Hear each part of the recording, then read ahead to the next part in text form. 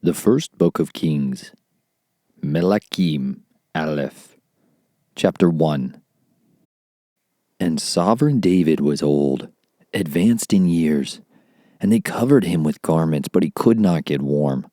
So his servant said to him, "Let them seek for our master the sovereign a young woman, a maiden, and she shall stand before the sovereign, and be his companion, and shall lie in your bosom, so that our master the sovereign gets warm."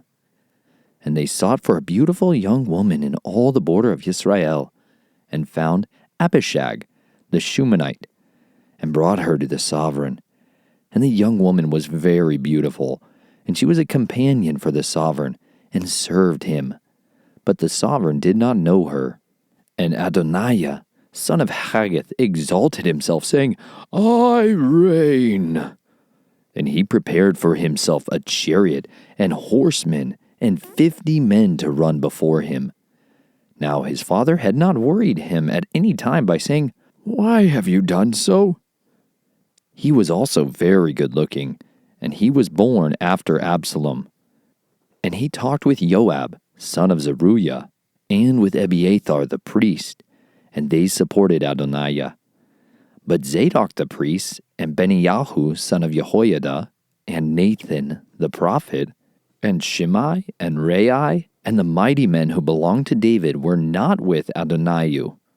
And Adoniah slaughtered sheep and cattle and fatlings by the stone of Zocheleth, which is by En Rogel.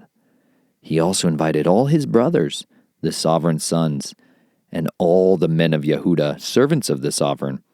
But he did not invite Nathan the prophet, or Benaiah, or the mighty men, or Shelomah, his brother. Nathan then spoke to Bathsheba, the mother of Shelomah, saying, "Have you not heard that Adoniah, son of Haggith, has become sovereign, and David our master does not know it?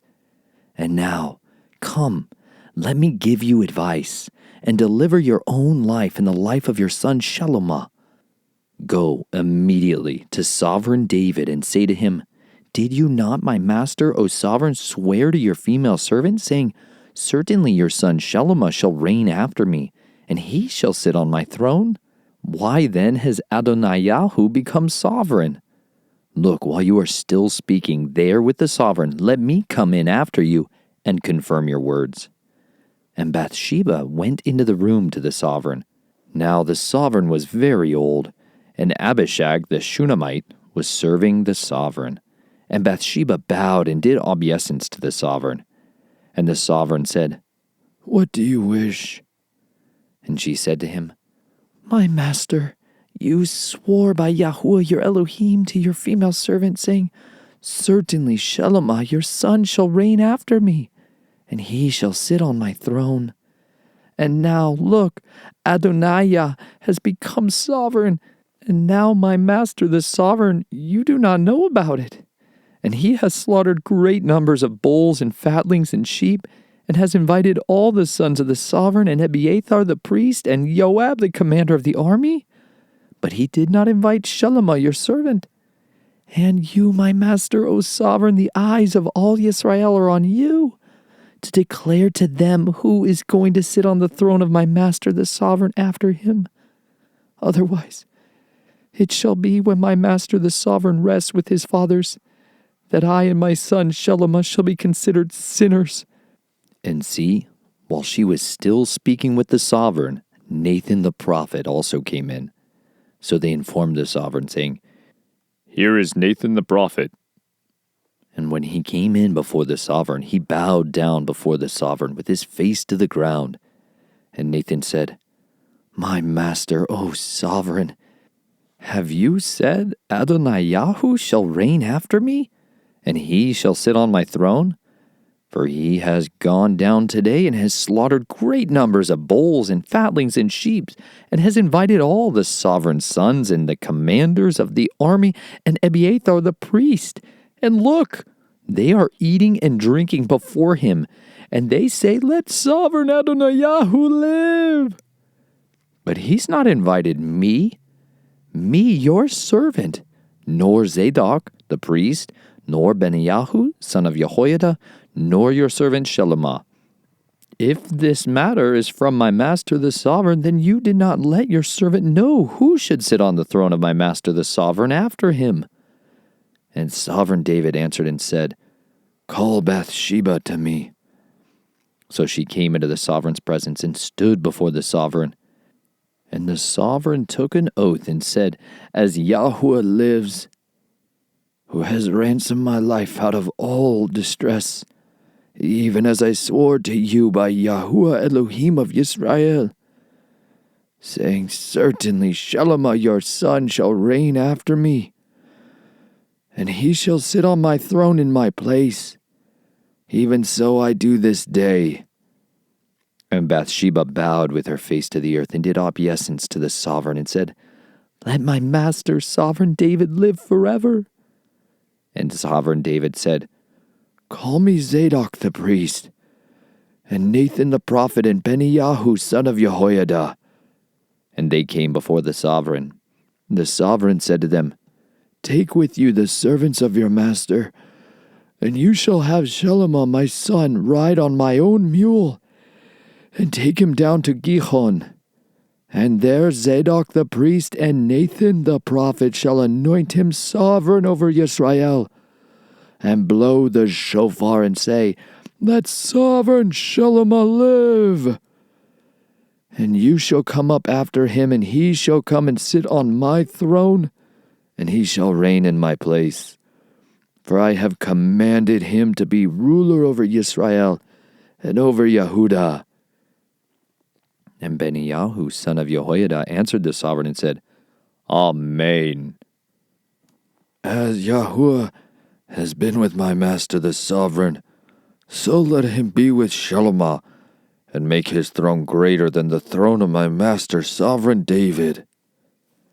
Then Zadok the priest, and Nathan the prophet, and Benaiah, son of Jehoiada, and the Kerethites and the Pelethites went down, and had Shelomah ride on sovereign David's mule, and took him to Gihon. And Zadok the priest took a horn of oil from the tent, and anointed Shelomah. And they blew with the shofar, and all the people said, Let sovereign Shelomah live. And all the people came up after him, and the people played the flutes and rejoiced with great joy, so that the earth was split by their noise.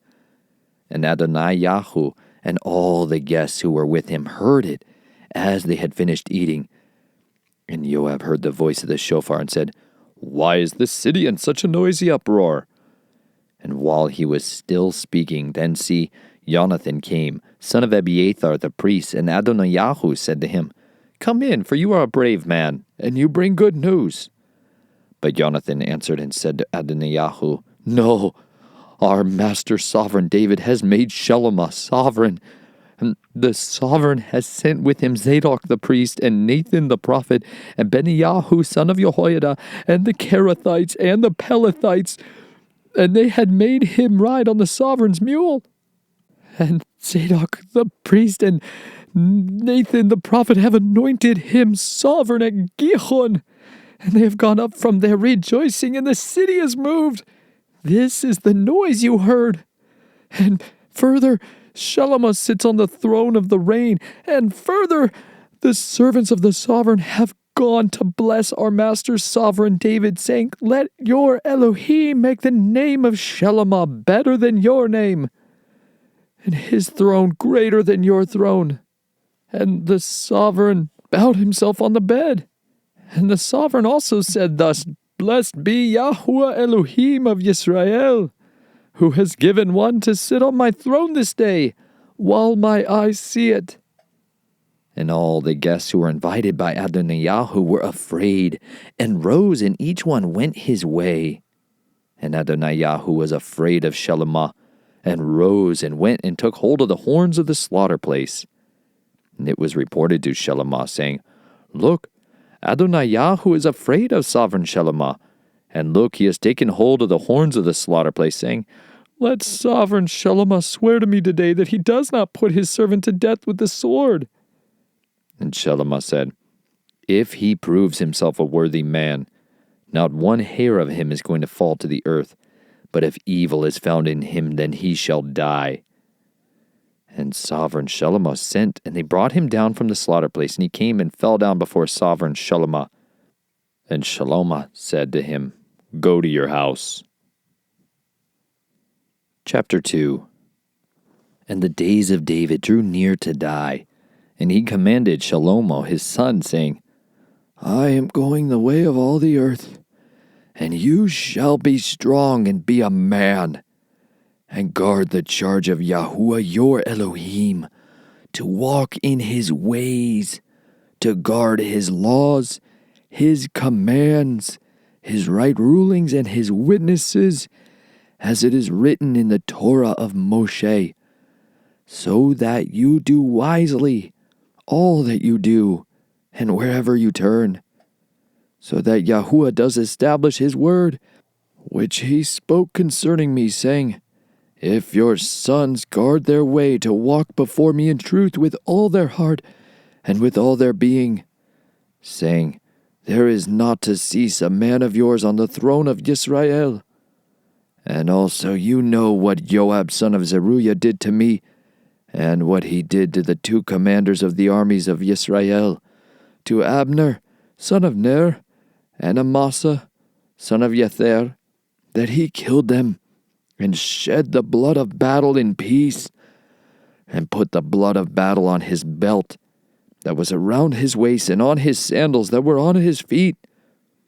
So act according to your wisdom, and do not let his gray hair go down to Sheol in peace, but show loving commitment to the sons of Barzillai the Gileadite, and let them be among those who eat at your table, for so they came to me when I fled from Absalom your brother. And see with you is Shimei, son of Gera, the Benjamite from Bahurim, who cursed me with a grievous cursing in the day when I went out to Mahanaim. But he came down to meet me at the Yarden, and I swore to him by Yahuah, saying, I shall not put you to death with the sword. And now, do not leave him unpunished, for you are a wise man, and know what you should do to him, and shall bring his gray hair down to Sheol with blood. And David slept with his fathers, and was buried in the city of David. And the days that David reigned over Yisrael was 40 years. He reigned 7 years in Hebron, and in Jerusalem he reigned 33 years. And Shlomo sat on the throne of his father David, and his reign was firmly established. And Adoniyahu, son of Haggith, came to Bathsheba, the mother of Shlomo, and she said, Do you come in peace?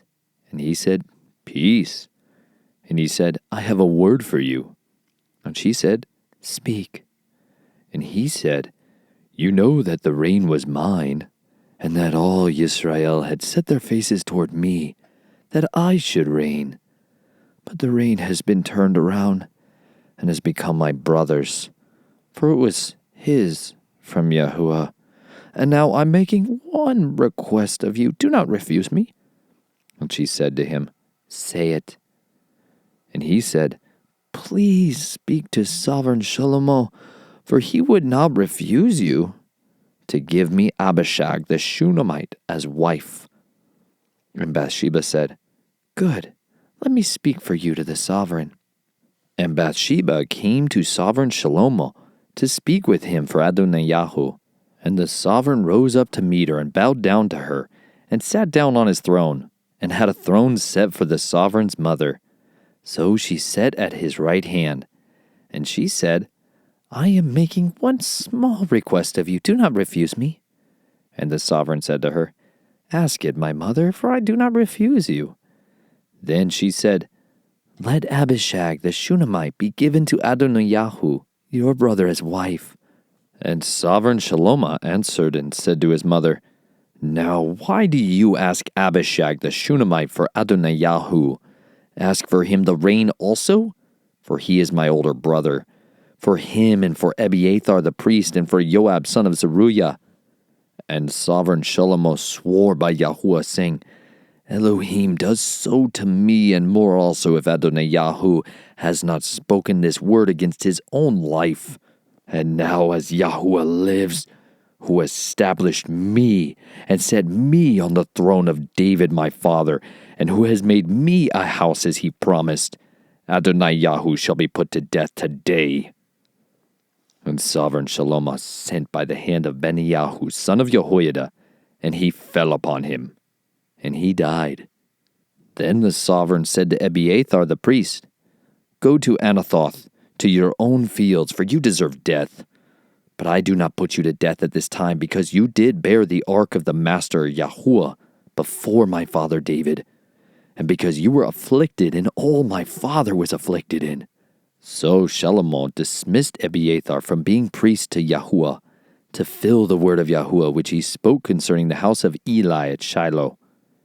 And news came to Joab, for Joab had turned aside after Adoniah, though he did not turn aside after Absalom.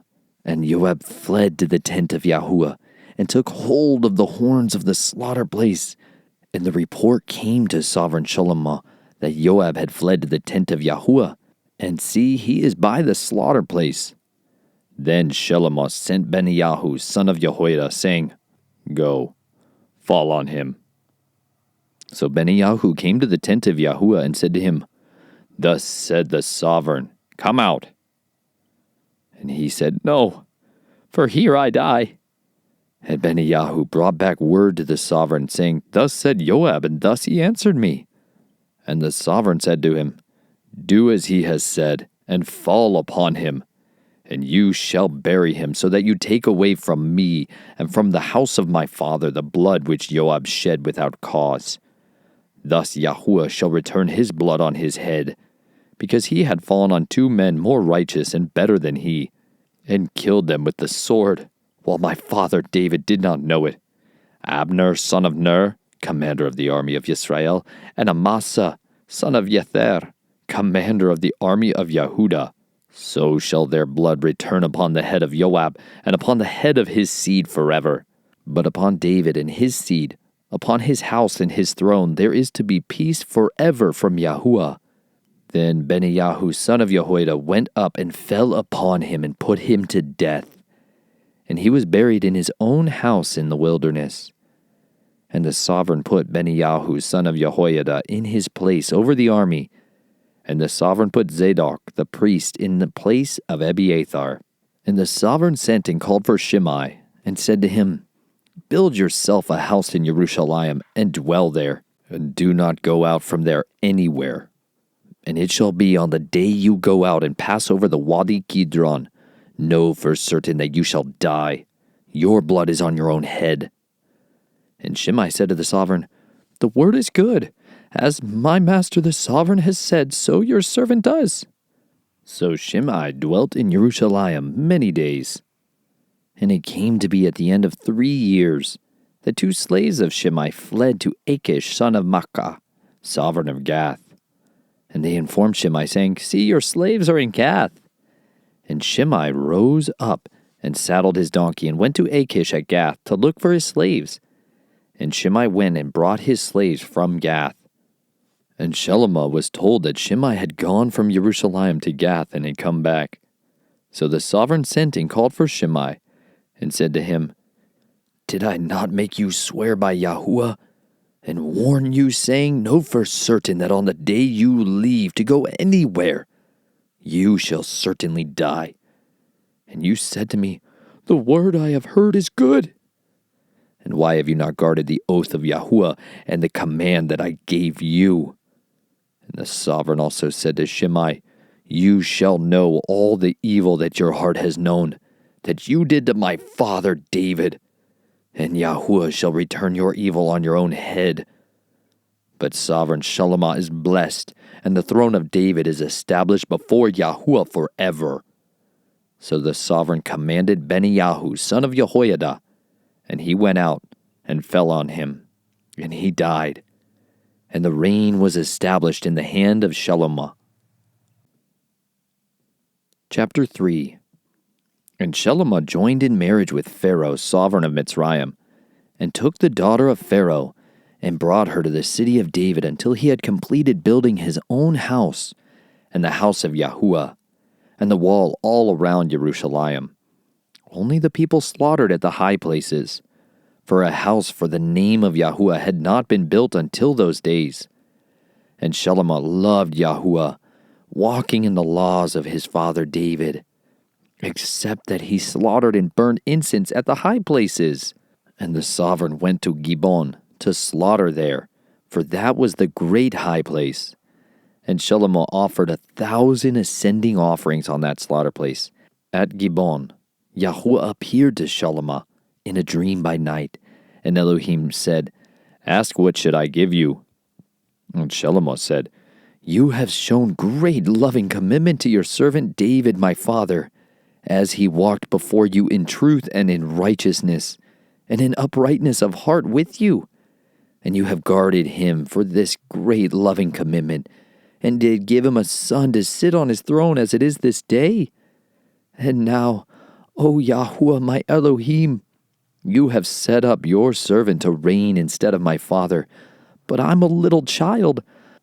I do not know how to go out or to come in, and your servant is in the midst of your people, whom you have chosen, a great people, too numerous to be counted or numbered.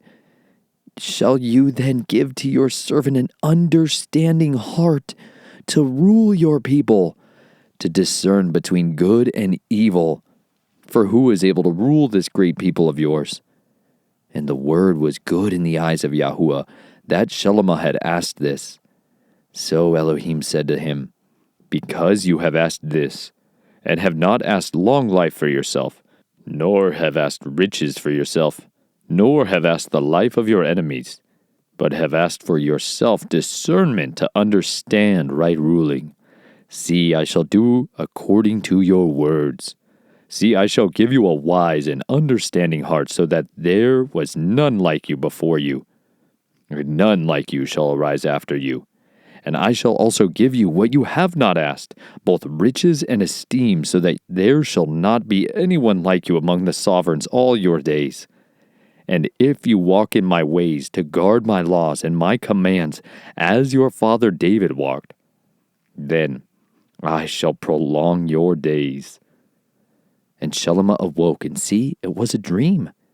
And he came into Jerusalem and stood before the ark of the covenant of Yahuah, and offered up ascending offerings, and made peace offerings, and he made a feast for all his servants.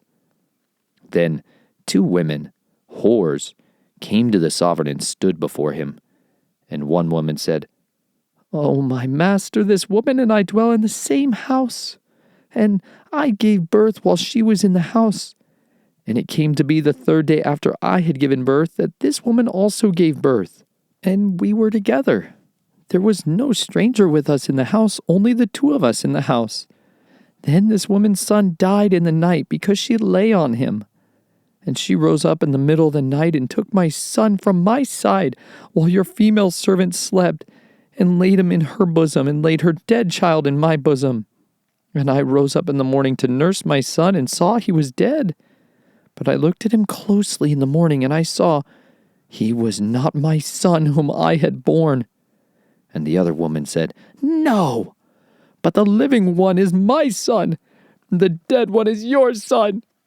And the first woman said, "No, for the dead one is your son, and the living one is my son."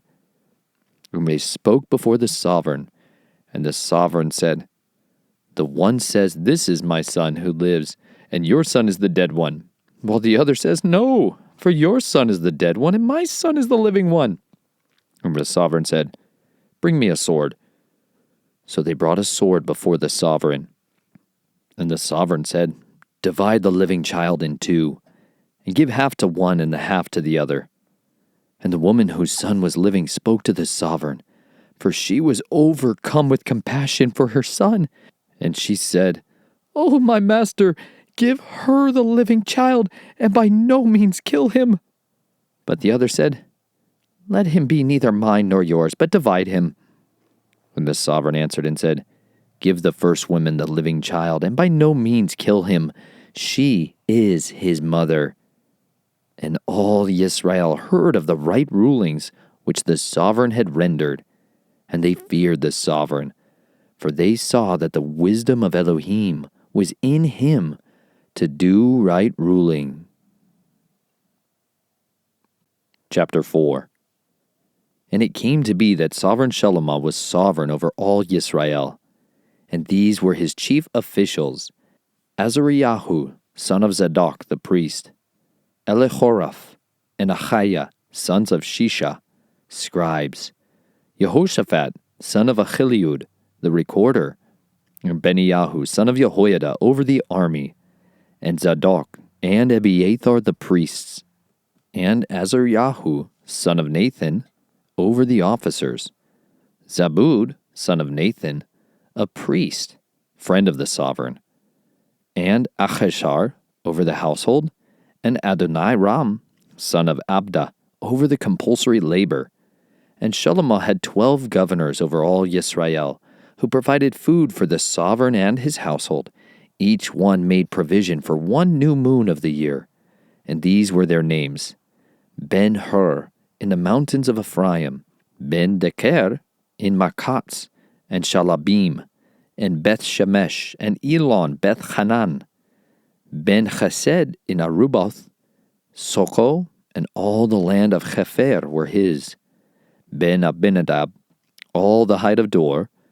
Taphath, the daughter of Shalomah, became his wife. Bana, son of Achiliud, in Tanakh, and Megiddo, and all of Beth-Shean, which is beside Zerathon, below Yisrael, from Beth-Shean to Abel-Mecholah, as far as the other side of Yokanam.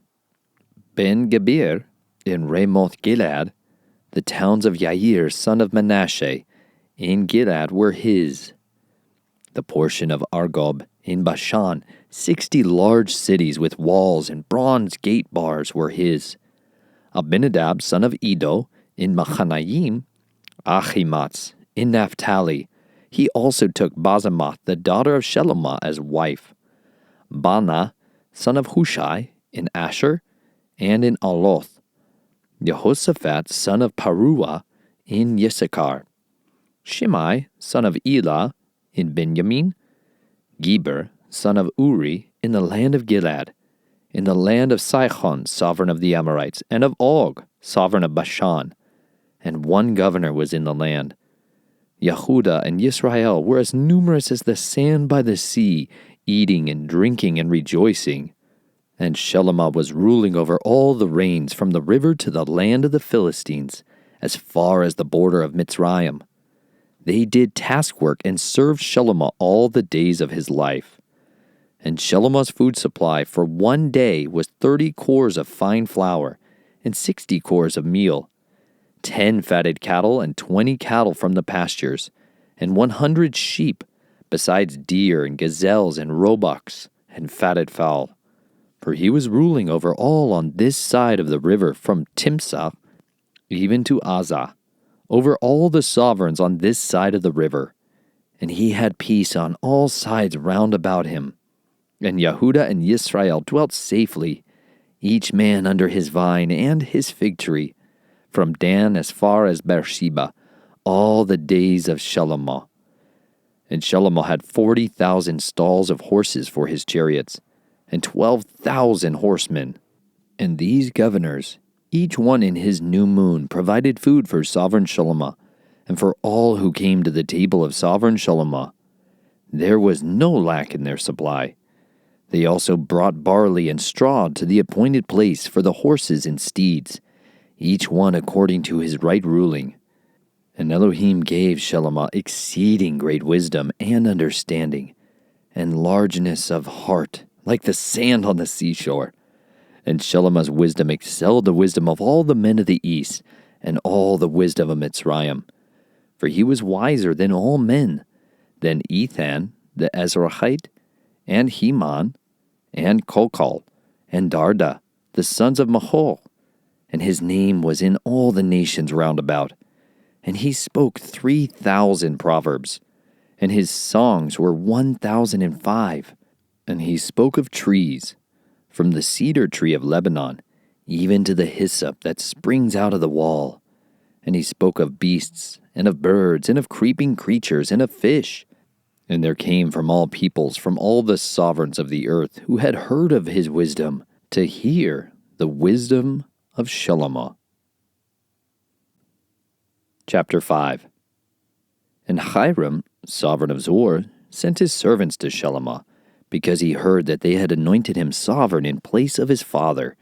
For Hiram had always loved David. And Shalomah sent to Hiram, saying, You know my father David was unable to build a house for the name of Yahuah his Elohim, because of the battles which were all around him, until Yahuah put them under the soles of his feet. But now Yahuah, my Elohim, has given me rest all around. There is neither adversary nor evil incident. And see, I intend to build a house for the name of Yahuah, my Elohim, as Yahuah spoke to my father David, saying, Your son, whom I set on your throne in your place, he does build the house for my name. And now, command that they cut down cedars for me from Lebanon, and let my servants be with your servants, and let me pay you wages for your servants, according to whatever you say. For you know there is none among us who knows to cut timber like the Zidonians. And it came to be, when Hiram heard the words of Shalomah, that he rejoiced greatly, and said, Blessed be Yahuah this day, for he has given David a wise son over this great people. And Hiram sent to Shalomah, saying, I have heard that which you sent me. Let me do all your desire concerning the cedar and cypress logs.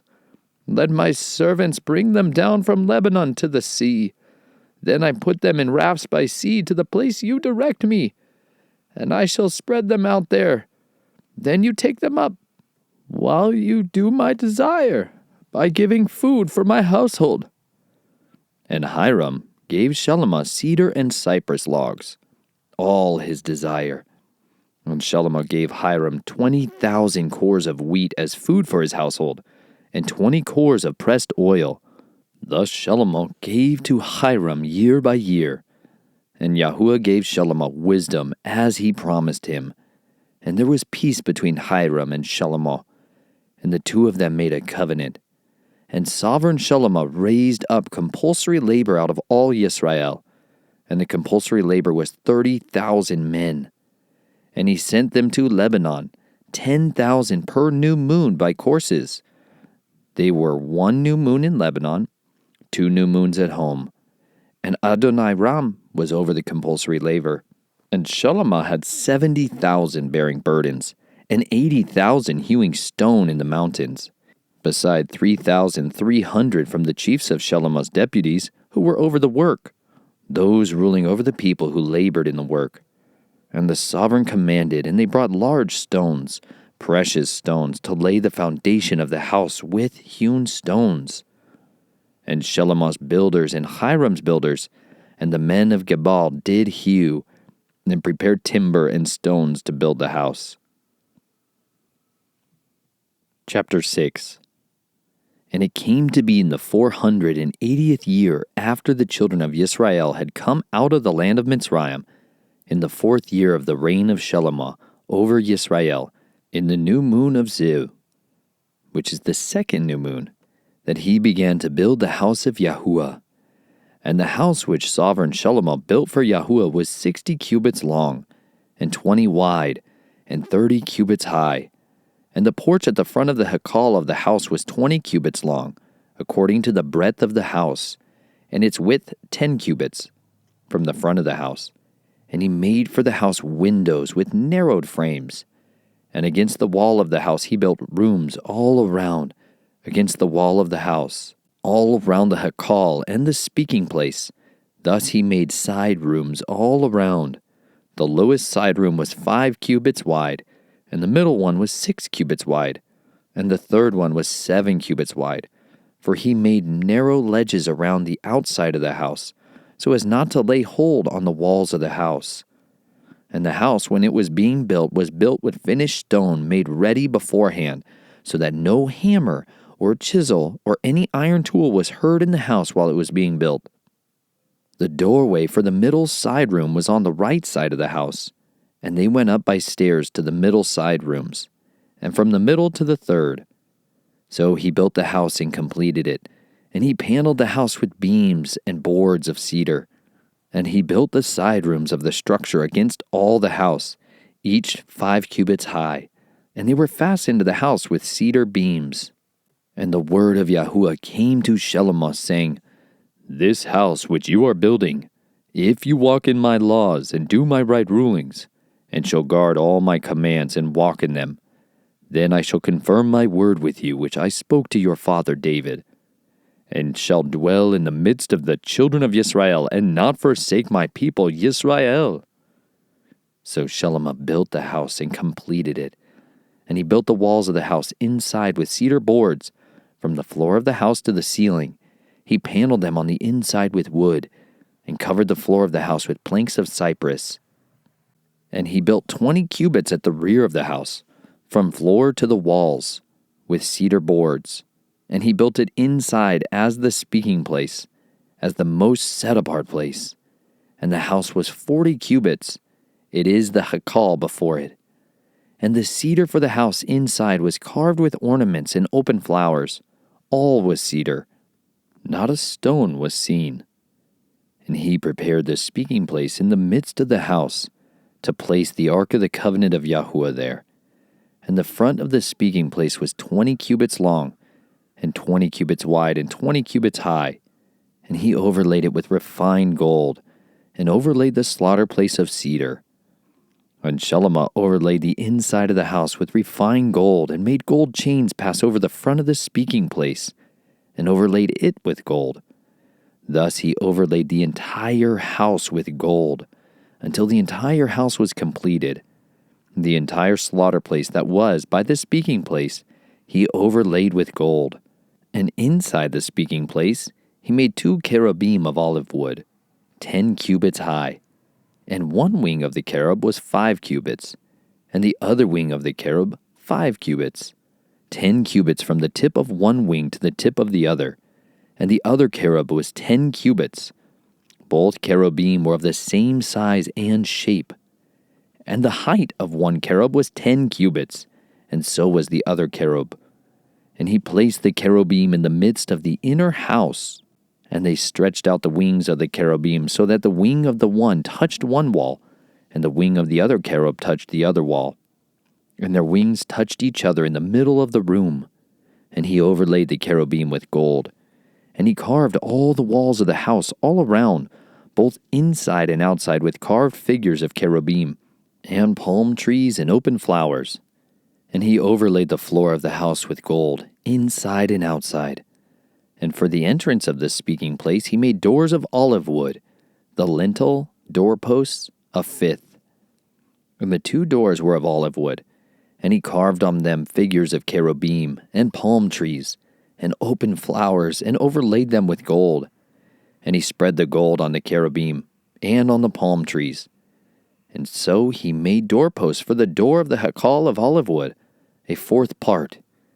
And the 2 doors were of cypress wood, the 2 leaves of the one folded, and the 2 leaves of the other door folded. And he carved cherubim and palm trees and open flowers, and overlaid them with gold smoothly on the carved work. And he built the inner courtyard with 3 rows of hewn stone, and a row of cedar beams. In the 4th year the foundation of the house of Yahuah was laid, in the month Zu. And in the 11th year, in the month Bul, the 8th new moon, the house was completed in all its matters, and according to all its plans. Thus he built it for 7 years. Chapter 7. And Shelomoth built his own house for 13 years, and he completed his entire house. And he built the house of the forest of Lebanon. It was 100 cubits long, and 50 cubits wide, and 30 cubits high, with 4 rows of cedar columns and cedar beams on the columns. And it was paneled with cedar above the beams that were on 45 columns, 15 to a row. And there were windows with narrowed frames in 3 rows, and window was opposite window 3 times. And all the doorways and the doorposts had square frames, and window was opposite window 3 times. And he made the porch of the columns 50 cubits long and 30 cubits wide, and the porch was in front of them, and the columns and the roof was in front of them. And he made a hall for the throne, the hall of right ruling where he ruled. And it was paneled with cedar from floor to floor, and the house where he was to dwell, in the other courtyard, within the hall, was of like workmanship. And Shelomah made a house like this hall for Pharaoh's daughter, whom he had taken.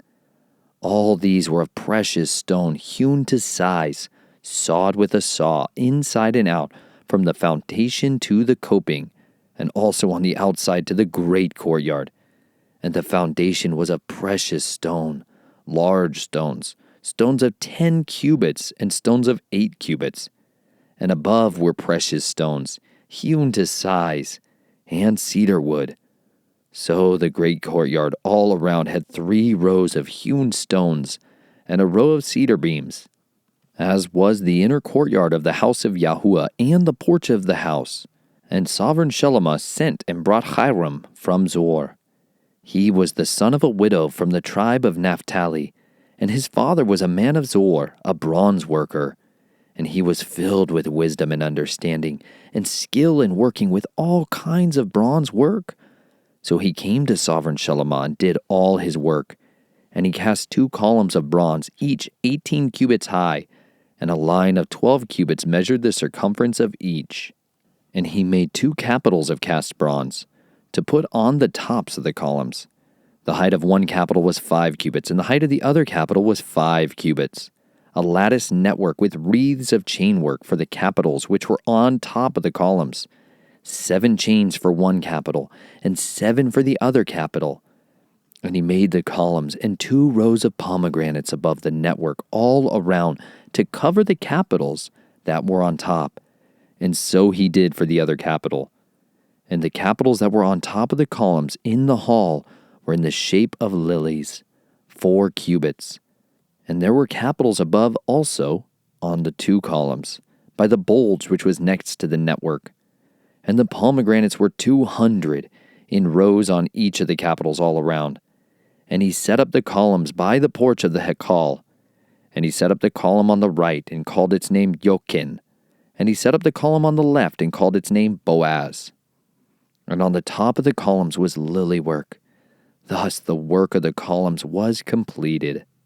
And he made the sea of cast metal, 10 cubits from one rim to the other, round all about, and 5 cubits high, and a line of 30 cubits measured around it. And below its rim were ornaments all around, 10 to a cubit, all the way around the sea. The ornaments were cast in 2 rows when it was cast. It stood on 12 oxen, 3 facing north, and 3 facing west, and 3 facing south, and 3 facing east. And the sea was set upon them, and all their back parts were inward. And it was a handbreadth thick, and its rim was shaped like the rim of a cup, like a lily blossom. It held 2,000 baths. And he made 10 stands of bronze. Each stand was 4 cubits long and 4 cubits wide and 3 cubits high. And this is how the stands were made. They had side panels, and the side panels were between frames. And on the side panels that were between the frames were lions, oxen, and cherubim, and a pedestal above on the frame. Below the lions and oxen were wreaths of beaten work. And each stand had 4 bronze wheels and axles of bronze, and its 4 feet had supports. Under the basin were cast supports beside each wreath. And its opening inside the crown at the top was 1 cubit, and the opening was round, like the work of the pedestal, 1.5 cubits. And also on the opening were engravings. But the side panels were square, not round. And the 4 wheels were under the side panels, and the axles of the wheels were joined to the stand, and the height of a wheel was 1.5 cubits. And the wheels were made like chariot wheels. Their axle pins and their rims and their spokes and their hubs were all cast. And there were 4 supports at the 4 corners of each stand. Its supports were of the stand itself. And on the top of the stand, 0.5 cubit in height, round all around, and on the top of the stand, its flanges and its side panels were of the same. And on the plates of its flanges, on its side panels, he engraved cherubim, lions, and palm trees. according to the clear space on each, with wreaths all around. He made 10 stands like this. All of them were of one mold, one measure, and one shape. And he made 10 basins of bronze. Each basin contained 40 baths, and each basin was 4 cubits, one basin on each of the 10 stands. And he put 5 stands on the right side of the house, and 5 on the left side of the house. And he put the sea on the right side of the house to the east, facing south. And Hiram made the pots, and the shovels, and the bowls. And Hiram completed doing all the work that he was to do for sovereign Shalomah on the house of Yahuah. The 2 columns, and the bowl-shaped capitals that were on top of the columns, and the 2 networks covering the 2 bowl-shaped capitals which were on top of the columns, and the 400 pomegranates for the 2 networks, 2 rows of pomegranates for each network, to cover the 2 bowl-shaped capitals that were on top of the columns, and the 10 stands, and the 10 basins on the stands, and the 1 sea, and 12 oxen under the sea, and the pots, and the shovels, and the bowls, and all these utensils which Hiram made for sovereign Shalomah, for the house of Yahuah, were of polished bronze.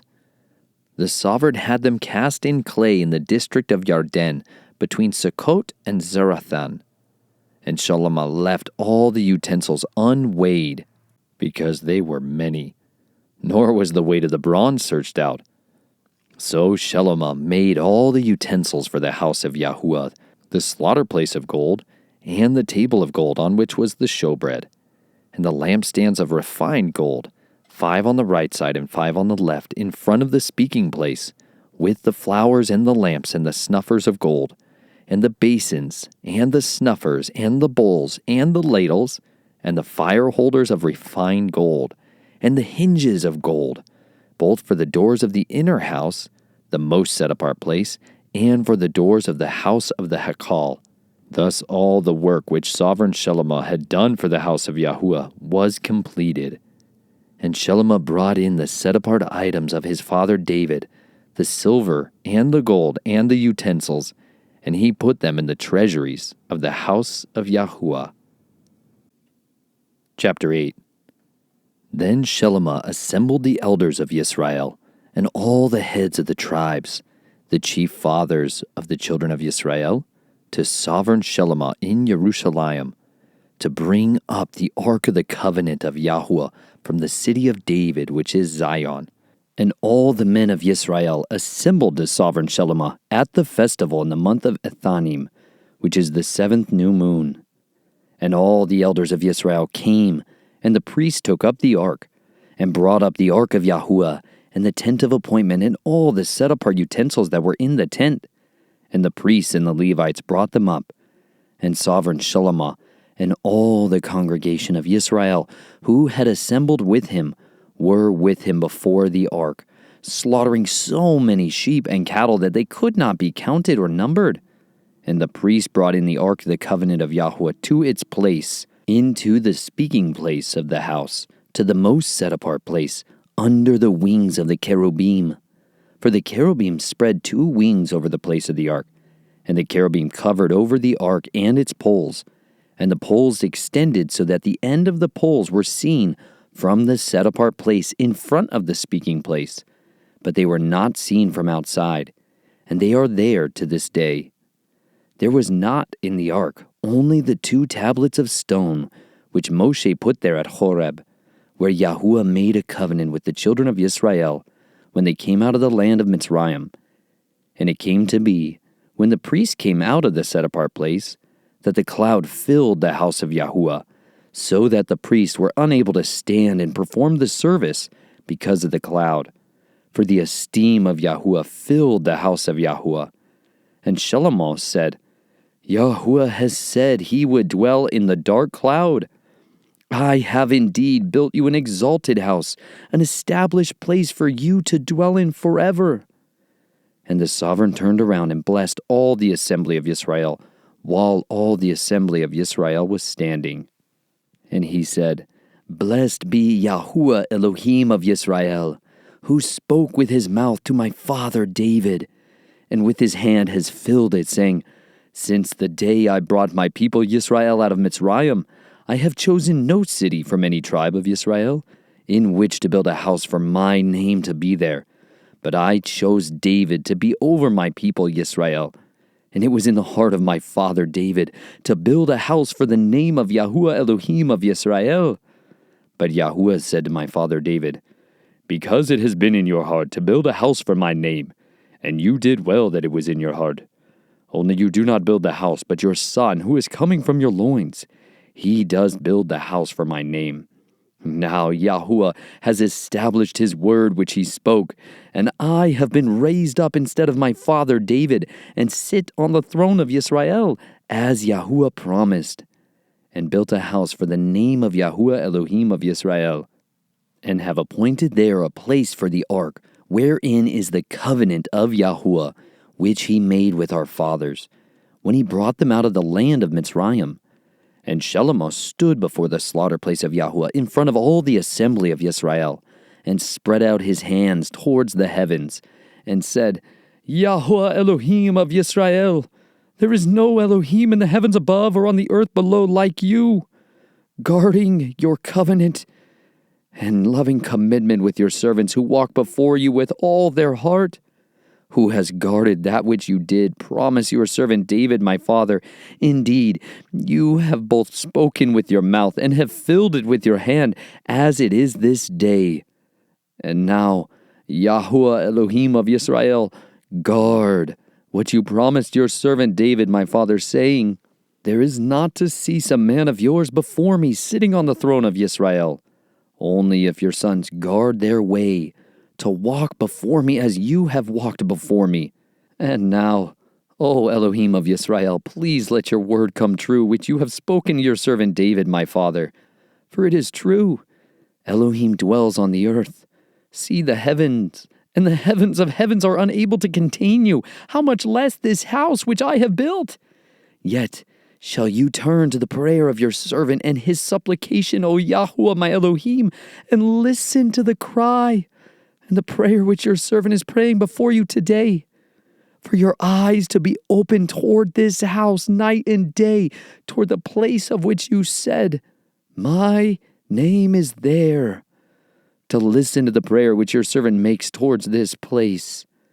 Then shall you hear the supplication of your servant and of your people Yisrael when they pray toward this place, when you hear in your dwelling place in the heavens, and shall you hear and forgive? If anyone sins against his neighbor, and he has lifted up an oath on him to cause him to swear, and comes and swears before your slaughter place in this house, then hear in the heavens and act and rightly rule your servants, declaring the wrongdoer wrong, bringing his way on his head, and declaring the righteous right by giving him according to his righteousness.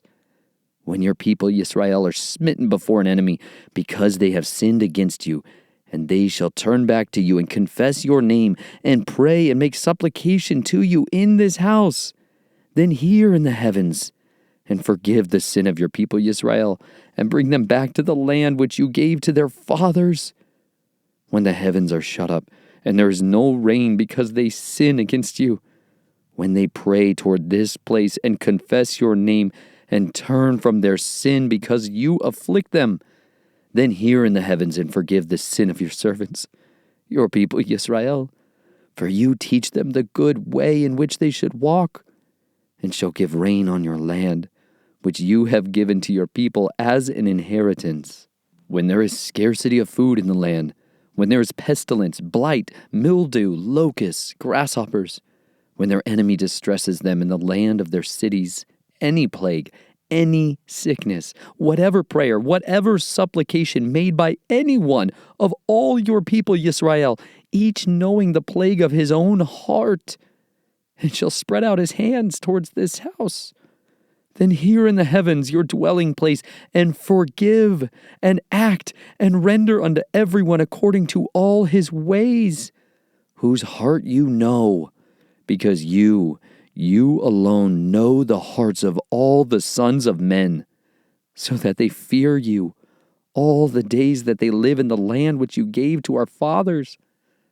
Also, concerning a foreigner who is not of your people Yisrael, but has come from a far land for your name's sake, since they hear of your great name and your strong hand and your outstretched arm, and he shall come and pray toward this house, here in the heavens your dwelling place, and do according to all for which the foreigner calls to you, so that all peoples of the earth know your name and fear you, as do your people Yisrael, and know that this house which I have built is called by your name. When your people go out to battle against their enemy in the way that you send them, and they shall pray to Yahuah toward the city which you have chosen, and toward the house which I have built for your name, then shall you hear in the heavens their prayer and their supplication, and maintain their cause when they sin against you. For there is no one who does not sin. And you become enraged with them and give them to the enemy, and they take them captive to the land of the enemy, far or near. And they shall turn back unto their heart in the land where they have been taken captive, and shall turn and make supplication to you in the land of those who took them captive, saying, We have sinned and acted crookedly. We have committed wrong. And they shall turn back to you with all their heart and with all their being in the land of their enemies, who led them away captive, and shall pray to you toward their land which you gave to their fathers, the city which you have chosen, and the house which I have built for your name. Then shall you hear in the heavens your dwelling place, their prayer and their supplication, and maintain their cause, and forgive your people who have sinned against you, and all their transgressions which they have transgressed before you, and give them compassion before those who took them captive. And they shall have compassion on them, for they are your people and your inheritance, whom you brought out of Mitzrayim, out of the iron furnace. Let your eyes be open to the supplication of your servant and the supplication of your people Yisrael, to listen to them whenever they call to you. For you have separated them unto yourself for an inheritance out of all the peoples of the earth, as you spoke by the hand of your servant Moshe, when you brought our fathers out of Mitzrayim, O Master Yahuah. And it came to be, when Sholomah had ended praying all this prayer and supplication to Yahuah, that he rose up from before the slaughter place of Yahuah, from kneeling on his knees with his hands spread up to the heavens. And he stood and blessed all the assembly of Yisrael with a loud voice, saying, Blessed be Yahuah, who has given rest to his people Yisrael, according to all that he promised. There has not failed one word of all his good word, which he promised through his servant Moshe. Yahuah our Elohim is with us, as he was with our fathers. He does not leave us nor forsake us, to incline our hearts to himself, to walk in all his ways, and to guard his commands, and his laws, and his right rulings, which he commanded our fathers. And let these words of mine, with which I have made supplication before Yahuah, be near Yahuah our Elohim day and night, to maintain the cause of his servant and the cause of his people Yisrael, the matter of each day in its day, so that all the peoples of the earth might know that Yahuah is Elohim, and there is no one else. Let your heart therefore be perfect to Yahuah our Elohim, to walk in his laws and guard his commands, as it is this day. And the sovereign and all Yisrael with him slaughtered slaughterings before Yahuah. And Sholomah slaughtered slaughterings of peace offerings, which he slaughtered to Yahuah 22,000 bulls and 120,000 sheep. Thus the sovereign and all the children of Israel dedicated the house of Yahuah. On that day the sovereign set apart the middle of the courtyard that was in front of the house of Yahuah. For there he made ascending offerings, and the grain offerings, and the fat of the peace offerings, because the bronze slaughter place that was before Yahuah was too small to contain the ascending offerings, and the grain offerings, and the fat of the peace offerings. And Sholomah at that time performed the festival, and all Yisrael with him, a great assembly from the entrance of Hamath to the Wadi of Mitzrayim, before Yahuah our Elohim, 7 days, and 7 days, 14 days. On the 8th day, he sent the people away, and they blessed the sovereign and went to their tents rejoicing and glad of heart for all the goodness that Yahuah had done for his servant David and for Yisrael his people. Chapter 9. And it came to be, when Shalomo had finished building the house of Yahuah, and the house of the sovereign, and all the desire of Shalomo which he was pleased to do, that Yahuah appeared to Shalomo the second time, as he had appeared to him at Gibeon. And Yahuah said to him, I have heard your prayer, and your supplication that you have made before me. I have set this house apart which you have built to put my name there forever, and my eyes and my heart shall always be there. And you, if you walk before me as your father David walked, in integrity of heart and in uprightness, to do according to all that I have commanded you, if you guard my laws and my right rulings, then I shall establish the throne of your reign over Yisrael forever, as I promised David your father, saying, There is not to cease a man of yours on the throne of Yisrael. If you at all turn back, you or your sons, from following me, and do not guard my commands, my laws, which I have set before you, you shall go and serve other mighty ones, and bow yourselves to them. Then I shall cut off Yisrael from the face of the soil which I have given them, and send away from my presence this house which I have set apart for my name. And Yisrael shall be a proverb and a mockery among all the peoples. And this house which has been exalted, every one who passes by it shall be astonished and hiss and say, Why has Yahuah done this to this land and to this house? Then they shall say, Because they have forsaken Yahuah their Elohim, who brought their fathers out of the land of Mitzrayim. And they took hold of other mighty ones and bowed themselves to them and served them. That is why Yahuah has brought all this evil on them. And it came to be at the end of 20 years that Shalomo had built the 2 houses, the house of Yahuah and the house of the sovereign. Hiram, the sovereign of Zor, had supplied Shalomo with cedar and cypress and gold as much as he desired. Then sovereign Shalomo gave Hiram 20 cities in the land of Galil. And Hiram came from Zor to see the cities which Shalomo had given him, but they were not right in his eyes.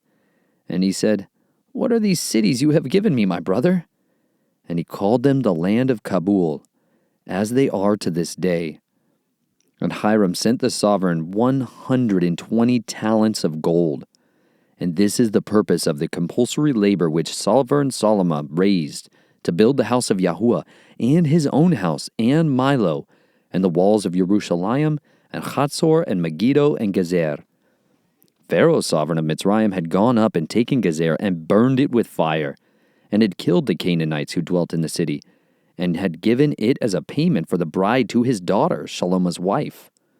And Shalomo built Gezer, and lowered Beth-Horon, and Baalath, and Tamar in the wilderness, in the land of Yehudah, and all the storage cities that Shalomo had, and cities for his chariots, and cities for his cavalry, and whatever Shalomo desired to build in Jerusalem, and in Lebanon, and in all the land of his rule. All the people who were left of the Amorites, and the Hittites, and the Perizzites, the Hivites, and the Jebusites, who were not of the children of Israel, their descendants who were left in the land after them, whom the children of Israel had not been able to destroy completely, from these Shalomo raised compulsory labor as it is to this day. But Shalomo did not make slaves of the children of Israel, because they were men of battle, and his servants, and his rulers, and his officers, and commanders of his chariots, and his cavalry. These were the chiefs of the officials who were over the work of Shalomo, 550, who ruled over the people who did the work. But the daughter of Pharaoh came up from the city of David to her house that he built for her. Then he built Milo. And 3 times a year Shalomo brought ascending offerings and peace offerings on the slaughter place, which he had built for Yahuah. And he burned incense with that which was before Yahuah. Thus gave completeness to the house. And sovereign Shalomo built a fleet of ships at Etzion Geber, which is near Eloth, on the shore of the Sea of Reeds in the land of Edom.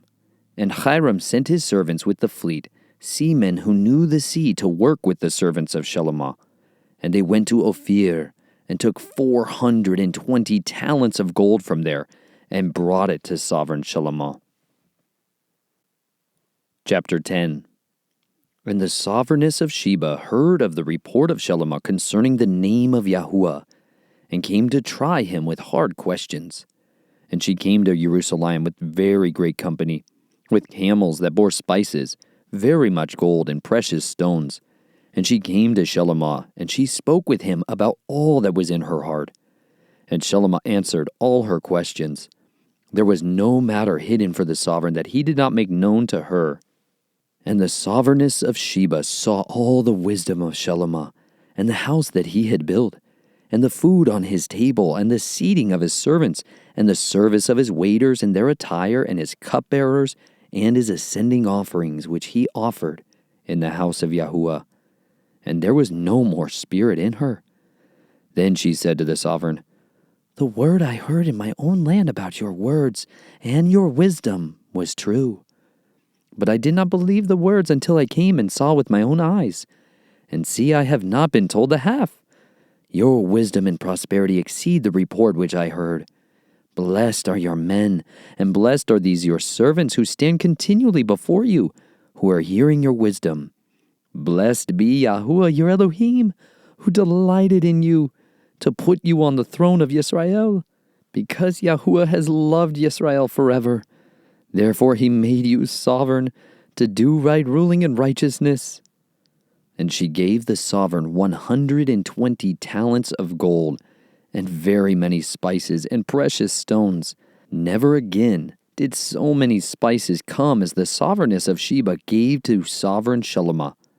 And also the ships of Hiram, which brought gold from Ophir, brought almug wood, a great many, and precious stones from Ophir. And the sovereign made steps of the almug wood for the house of Yahuah, and for the sovereign's house also lyres and harps for singers. No such almug wood has come or been seen to this day. And sovereign Shelomah gave the sovereignness of Sheba all she desired, whatever she asked, besides what he gave her according to the hand of sovereign Shelomah. And she turned and went to her land, she and her servants. And the weight of gold that came to Shelomah yearly was 666 talents of gold, beside that from men of travel, and the profit from traders, and from all the sovereigns of Arabia, and from the governors of the land.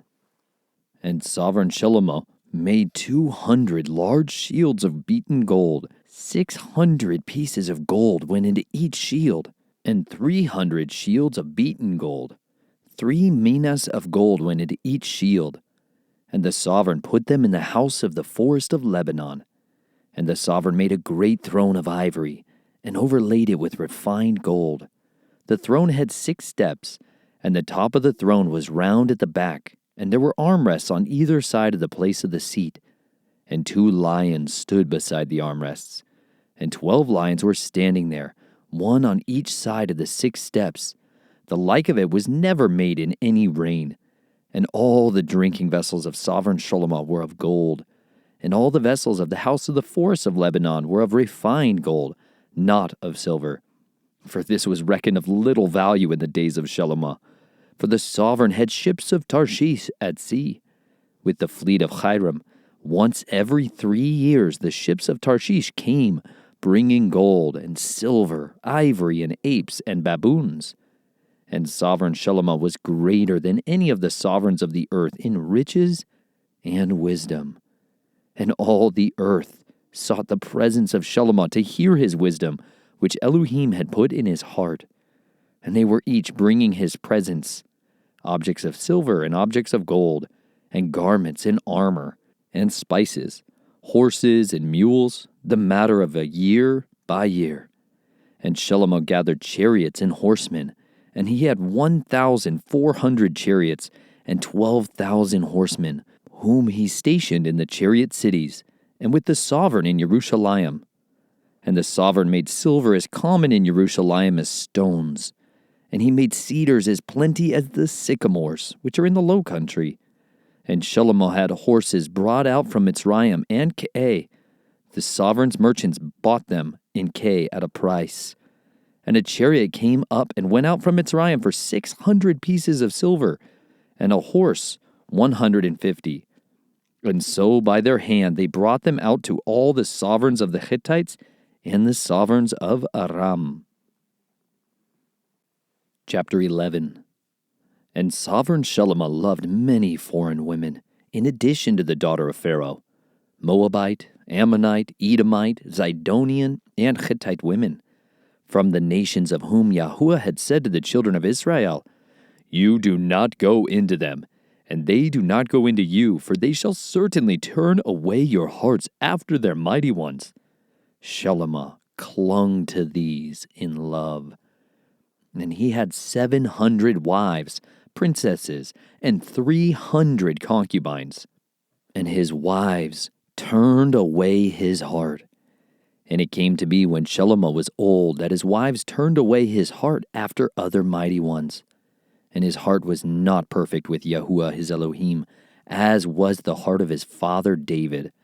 Then Shelomah built a high place for Chemosh, the abomination of Moab, on the hill that is east of Jerusalem, and for Molech, the abomination of the children of Ammon. And so he did for all his foreign wives who burned incense and slaughtered to their mighty ones. Therefore Yahuah was enraged with Shelomah, because his heart had turned away from Yahuah Elohim of Yisrael, who had appeared to him twice. And he commanded him concerning this word, not to go after other mighty ones. But he did not guard what Yahuah had commanded. And Yahuah said to Shelomah, "Because you have done this, and have not guarded my covenant and my laws which I commanded you, I shall certainly tear the reign away from you, and give it to your servant. Only I do not do it in your days, for the sake of your father David. Out of the hand of your son I shall tear it. Only I shall not tear away all the reign, but give one tribe to your son for the sake of my servant David, and for the sake of Jerusalem, which I have chosen." And Yahuah raised up an adversary against Shelomah, Hadad the Edomite. He was of the seed of the sovereign in Edom. And it came to be when David was in Edom, and Joab the commander of the army had gone up to bury the slain, after he had struck every male in Edom. Joab remained there with all Yisrael for 6 new moons, until every male in Edom was cut off. That Hadad fled to go to Mitzrayim, he and certain Edomites of his father's servants with him, while Hadad was still a little child. And they arose from Midian, and came to Paran, and took men with them from Paran, and came to Mitzrayim, to Pharaoh, sovereign of Mitzrayim, who gave him a house, and ordered food for him, and gave him land. And Hadad found much favor in the eyes of Pharaoh, so that he gave him as wife the sister of his own wife, the sister of sovereigness, Tahpenes. And the sister of Tahpenes bore him Genubath, his son, whom Tahpenes weaned in Pharaoh's house. And Genubath was in the house of Pharaoh among the sons of Pharaoh. And Hadad heard in Mitzrayim that David slept with his fathers, and that Joab the commander of the army was dead. And Hadad said to Pharaoh, "Let me go to my land." And Pharaoh said to him, "But what have you lacked with me, that you are now seeking to go to your own land?" And he answered, "No, but please let me go."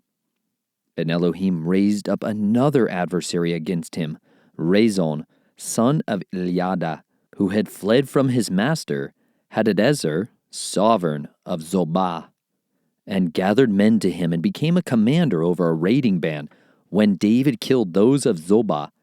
And they went to Damasek and dwelt there and reigned in Damasek.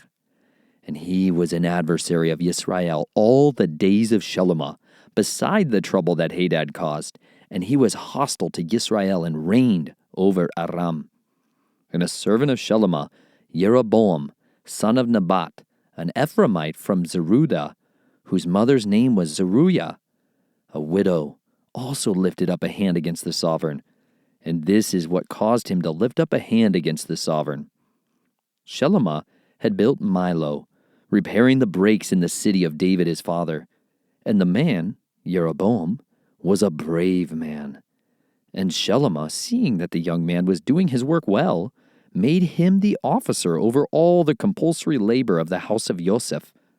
And it came to be at that time when Jeroboam went out of Jerusalem, that the prophet Ahiah, the Shilonite, met him on the way, and he was wearing a new garment, and the two were alone in the field. And Achiah took hold of the new garment that was on him, and tore it into 12 pieces, and said to Jeroboam, "Take for yourself 10 pieces, for thus said Yahuah, the Elohim of Yisrael, See, I am tearing the reign out of the hand of Shelomah, and shall give 10 tribes to you. But he shall have 1 tribe for the sake of my servant David, and for the sake of Jerusalem, the city which I have chosen out of all the tribes of Israel, because they have forsaken me, and bow themselves to Ashtaroth, the mighty one of the Sidonians, to Chemosh, the mighty one of the Moabites, and to Milcom, the mighty one of the children of Ammon, and have not walked in my ways, to do what is right in my eyes, my laws, my right rulings, as did his father David. But I do not take all the reign out of his hand, because I have made him ruler all the days of his life for the sake of my servant David, whom I chose because he guarded my commands and my laws. And I shall take the reign out of his son's hands and give it to you, the 10 tribes. And to his son I give 1 tribe, so that my servant David shall always have a lamp before me in Jerusalem, the city which I have chosen for myself to put my name there. So I take you, and you shall reign over all that your being desires, and you shall be sovereign over Israel. And it shall be, if you obey all that I command you, and shall walk in my ways, and do what is right in my eyes, to guard my laws and my commands, as my servant David did, then I shall be with you, and build for you a steadfast house, as I built for David, and shall give Israel to you. And because of this I humble the seed of David, but not forever." And Shelomah sought to kill Jeroboam, but Jeroboam rose up and fled to Mitzrayim, to Shishak, sovereign of Mitzrayim, and was in Mitzrayim until the death of Shelomah. And the rest of the acts of Shelomah, all that he did, and his wisdom, are they not written in the book of the acts of Shelomah?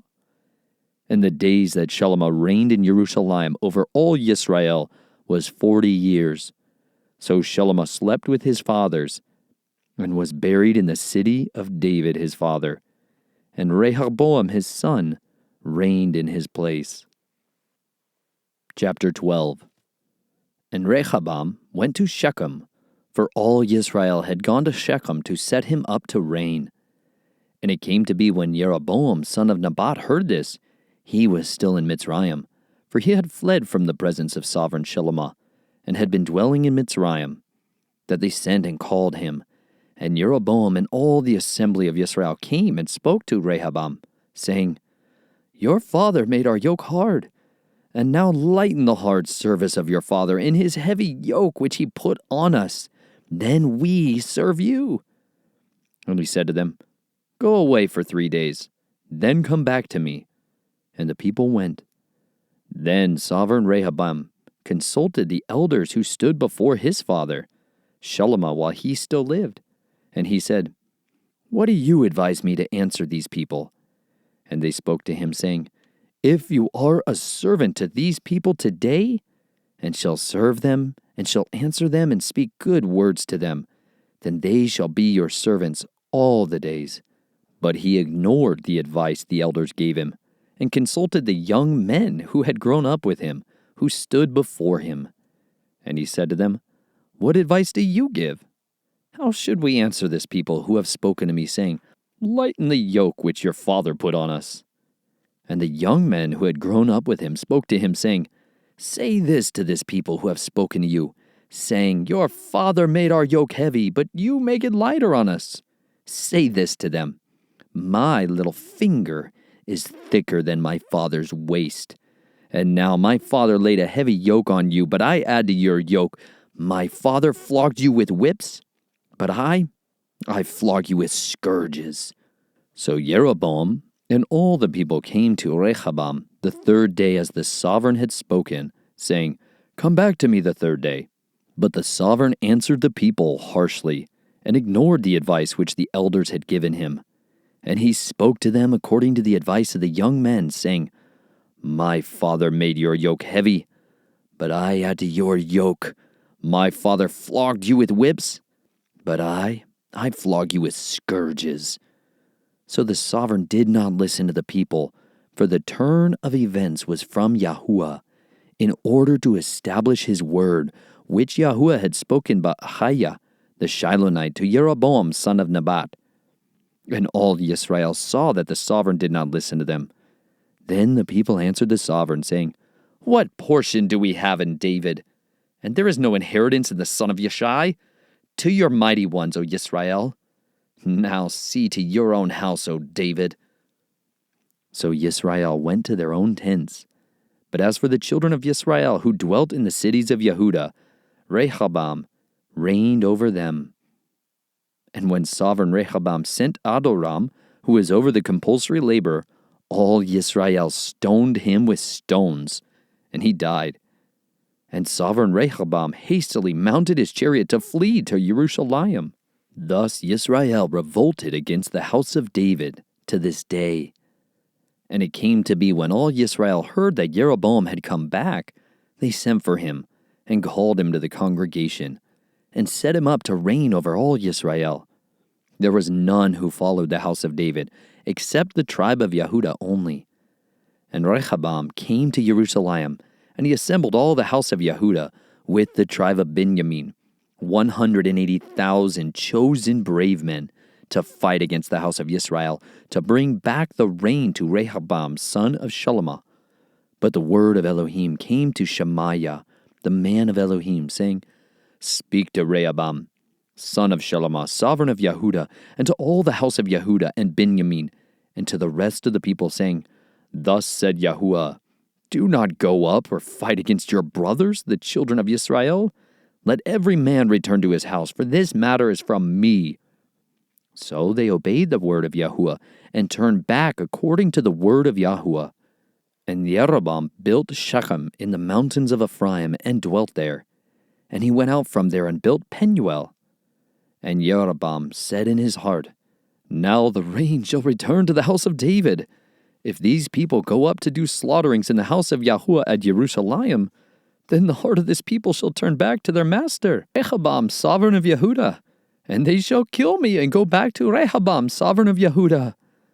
So the sovereign took counsel and made 2 calves of gold, and said to the people, It is too much for you to go up to Jerusalem. See, your mighty ones, O Yisrael, which brought you up from the land of Mitzrayim. And he set up one in Bethel, and the other he put in Dan. And this matter became a sin, for the people went before the one as far as Dan. And he made the house of high places, and made priests from all sorts of people who were not of the sons of Levi. And Jeroboam performed a festival on the 15th day of the 8th new moon, like the festival that was in Yehudah, and he offered on the slaughter place. So he did at Bethel, slaughtering to the calves that he had made. And at Bethel he appointed the priests of the high places which he had made. And he made offerings on the slaughter place which he had made at Bethel on the 15th day of the 8th new moon, in the new moon which he had devised in his own heart. And he performed a festival for the children of Israel, and offered on the slaughter place, and burned incense. Chapter 13. And see, a man of Elohim went from Yehudah to Bethel by the word of Yahuah, while Jeroboam was standing by the slaughter place to burn incense. And he cried out against the slaughter place by the word of Yahuah, and said, O slaughter place, thus said Yahuah, see, a son is to be born to the house of David, Yoshiyahu is his name. And on you he shall slaughter the priests of the high places, who burn incense on you, and men's bones be burned on you. And he gave a sign the same day, saying, This is the sign which Yahuah has spoken. See, the slaughter place is split apart, and the ashes on it is poured out. And it came to be when sovereign Jeroboam heard the saying of the man of Elohim, who cried out against the slaughter place in Bethel, that he stretched out his hand from the slaughter place, saying, "Seize him!" Then his hand, which he had stretched out toward him, dried up, so that he was unable to bring it back to him. And the slaughter place was split apart, and the ashes poured out from the slaughter place, according to the sign which the man of Elohim had given by the word of Yahuah. And the sovereign answered and said to the man of Elohim, "Please, appease the face of Yahuah your Elohim, and pray for me, that my hand might be restored to me." And the man of Elohim appeased the face of Yahuah, and the sovereign's hand was restored to him, and became as it was before. The sovereign then said to the man of Elohim, "Come home with me and refresh yourself, and I give you a gift." But the man of Elohim said to the sovereign, "If you were to give me half your house, I do not go in with you, nor do I eat bread, nor drink water in this place. For so he commanded me by the word of Yahuah, saying, Do not eat bread, nor drink water, nor return by the same way you came." So he went another way, and did not return by the way which he came to Bethel.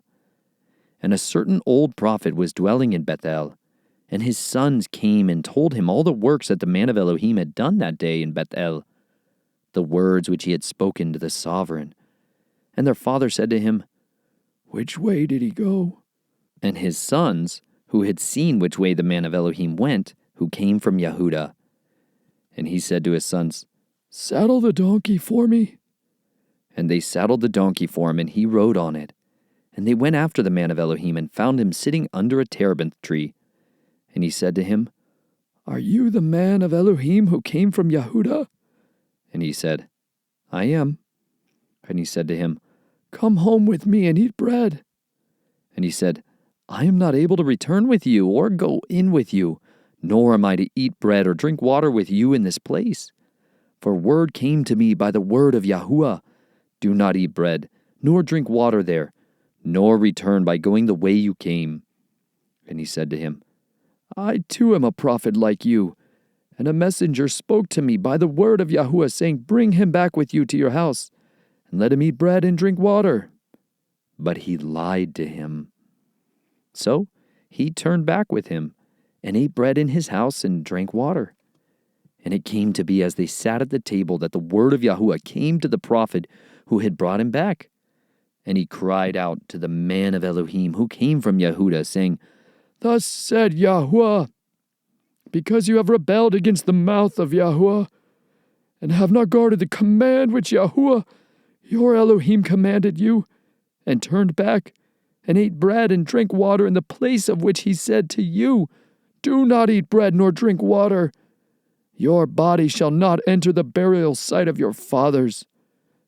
And it came to be, after he had eaten bread and after he had drunk, that he saddled the donkey for him, for the prophet whom he had brought back. And he went, and a lion met him on the way and killed him. And his body was thrown on the way, and the donkey was standing by it, and the lion standing by the body. And see, men were passing by and saw the body thrown on the way, while the lion was standing by the body. And they went and reported it in the city where the old prophet dwelt.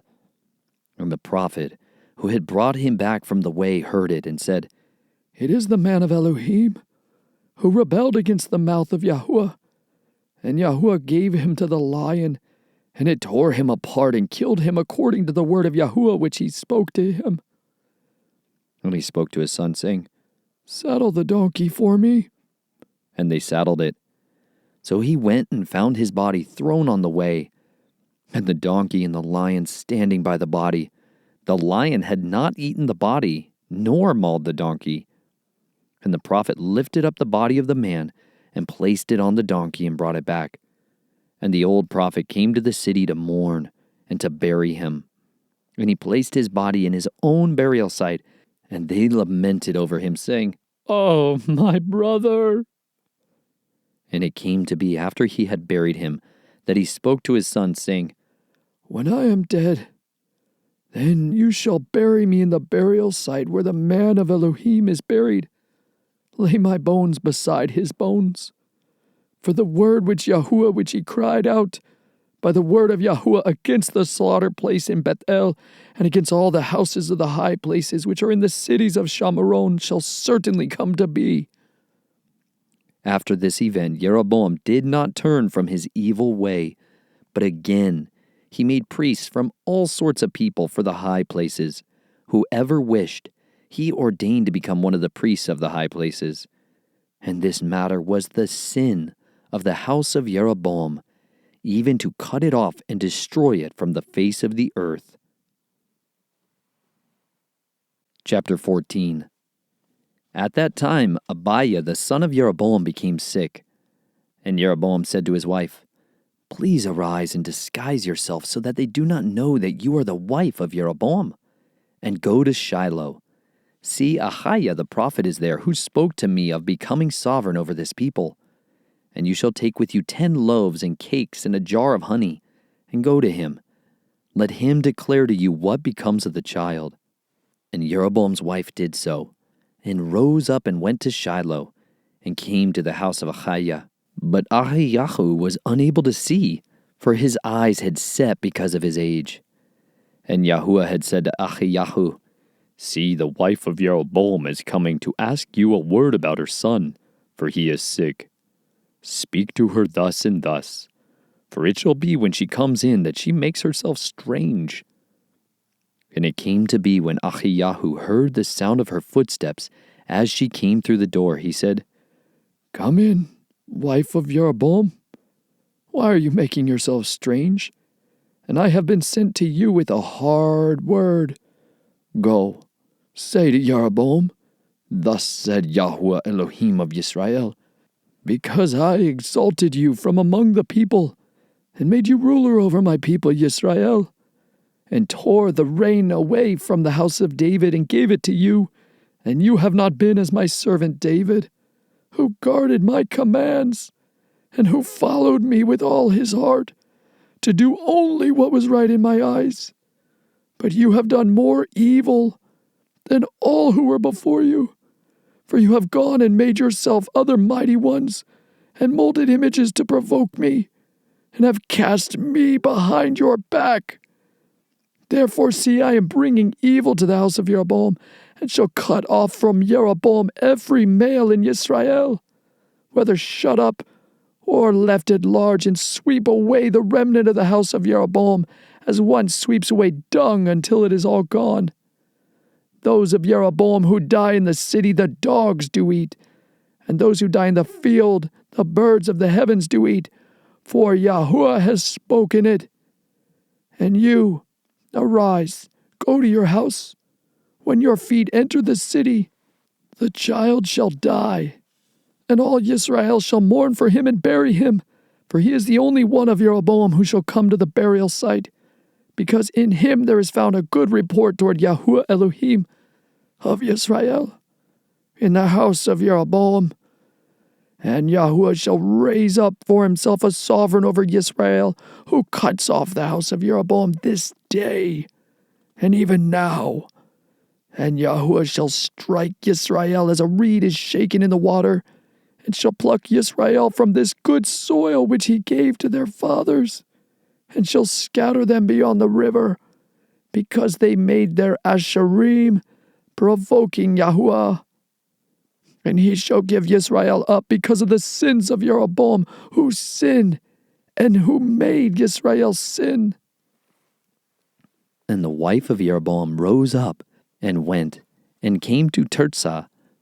When she came to the threshold of the house, the child died, and they buried him.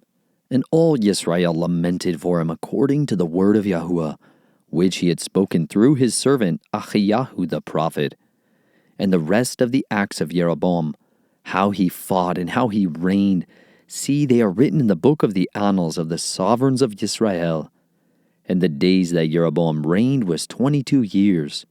So he slept with his fathers, and Nadab his son reigned in his place. Meanwhile, Rehoboam son of Shelomah reigned in Yehudah. Rehoboam was 41 years old when he became sovereign, and he reigned 17 years in Jerusalem. the city which Yahuah had chosen out of all the tribes of Yisrael to put his name there. And his mother's name was Naamah, the Ammonitess. And Yehudah did evil in the eyes of Yahuah, and they provoked him to jealousy with their sins which they committed, more than all that their fathers had done. For they also built for themselves high places and pillars, and asherim on every high hill and under every green tree. And there were also cult prostitutes in the land. They did according to all the abominations of the nations which Yahuah dispossessed before the children of Yisrael. And it came to be in the 5th year of sovereign Rehoboam that Shishak, sovereign of Mitzrayim, came up against Jerusalem, and he took away the treasures of the house of Yahuah, and the treasures of the sovereign's house. He even took away all. And he took away all the shields of gold which Shelomah had made. And sovereign Rehoboam made shields of bronze to replace them, and entrusted them into the hands of the chiefs of the guard, who guarded the entrance of the sovereign's house. And it came to be, whenever the sovereign went into the house of Yahuah, the guards would bring them, then take them back into the guard room. And the rest of the acts of Rehoboam, and all that he did, are they not written in the book of the annals of the sovereigns of Yehudah? And there was fighting between Rehoboam and Jeroboam all the days. So Rehoboam slept with his fathers, and was buried with his fathers in the city of David. And the name of his mother was Naamah, the Ammonitess. And Abiam, his son, reigned in his place. Chapter 15. And in the 18th year of sovereign Jeroboam, son of Nebat, Abiam became sovereign over Yehudah. He reigned 3 years in Jerusalem, and his mother's name was Maachah, the granddaughter of Absalom. And he walked in all the sins of his fathers, which he had done before him, and his heart was not perfect to Yahuah his Elohim, as was the heart of his father David. But for David's sake, Yahuah his Elohim gave him a lamp in Jerusalem to raise up his son after him, and by establishing Jerusalem. For David did what was right in the eyes of Yahuah, and did not turn aside from all that he commanded him all the days of his life, except in the matter of Uriah the Hittite. And there was fighting between Rehoboam and Jeroboam all the days of his life. And the rest of the acts of Abiam, and all that he did, are they not written in the book of the annals of the sovereigns of Yehudah? And there was fighting between Abiam and Jeroboam. So Abiam slept with his fathers, and they buried him in the city of David, and Asa, his son, reigned in his place. And in the 20th year of Jeroboam, sovereign of Yisrael, Asa became sovereign over Yehudah, and he reigned 41 years in Jerusalem. And his grandmother's name was Maachah, the granddaughter of Absalom. And Asa did what was right in the eyes of Yahuah, as his father David had done, and put away the cult prostitutes from the land, and removed all the idols that his father had made. And he also removed Maachah, his grandmother, from being sovereigness as mother, because she had made an abominable image for Asherah. And Asa cut down her abominable image and burned it by the Wadi Kidron. But the high places were not removed. However, Asa's heart was perfect with Yahuah all his days. And he brought into the house of Yahuah the set-apart items of his father, and his own set-apart items, silver and gold and utensils. And there was fighting between Asa and Baasha, sovereign of Yisrael, all their days. And Baasha, sovereign of Yisrael, came up against Yehudah, and built Ramah, to keep anyone from going out or coming in to Asa, sovereign of Yehudah. And Asa took all the silver and gold that was left in the treasuries of the house of Yahuah, and the treasuries of the sovereign's house, and gave them into the hand of his servants. And sovereign Asa sent them to Ben-Hadad, son of Tabrimon, son of Chezion, sovereign of Aram, who dwelt in Damascus, saying, "Let there be a covenant between you and me, as there was between my father and your father. Look, I have sent you a present of silver and gold. Come, break your covenant with Baasha, sovereign of Yisrael, so that he withdraws from me." And Ben-Hadad listened to sovereign Asa, and sent the commanders of his army against the cities of Yisrael, and struck Iyon and Dan, and Abel Beth Maacah, and all Kinneroth, with all the land of Naphtali. And it came to be when Baasha heard it, that he stopped building Ramah, and remained in Tirzah. Then sovereign Asa summoned all Yehudah, none was exempted. And they took away the stones and timber of Ramah, which Baasha had used for building. And with them sovereign Asa built Geba of Benjamin, and Mitzpah, and all the rest of the acts of Asa, and all his might, and all that he did, and the cities which he built. Are they not written in the book of the annals of the sovereigns of Yehudah? But in the time of his old age, he was diseased in his feet. So Asa slept with his fathers, and was buried with his fathers in the city of David his father. And Jehoshaphat, his son, reigned in his place. And Nadab, son of Jeroboam, became sovereign over Yisrael in the 2nd year of Asa, sovereign of Yehudah. And he reigned over Yisrael 2 years. And he did evil in the eyes of Yahuah, and walked in the way of his father, and in his sin by which he had made Yisrael sin. Then Baasha, son of Achiah, of the house of Yissachar, conspired against him. And Baasha struck him at Gibbethon, which belonged to the Philistines. For Nadab and all Yisrael had laid siege to Gibbethon. And Baasha killed him in the 3rd year of Asa, sovereign of Yehudah, and reigned in his place. And it came to be, when he became sovereign, that he struck all the house of Jeroboam.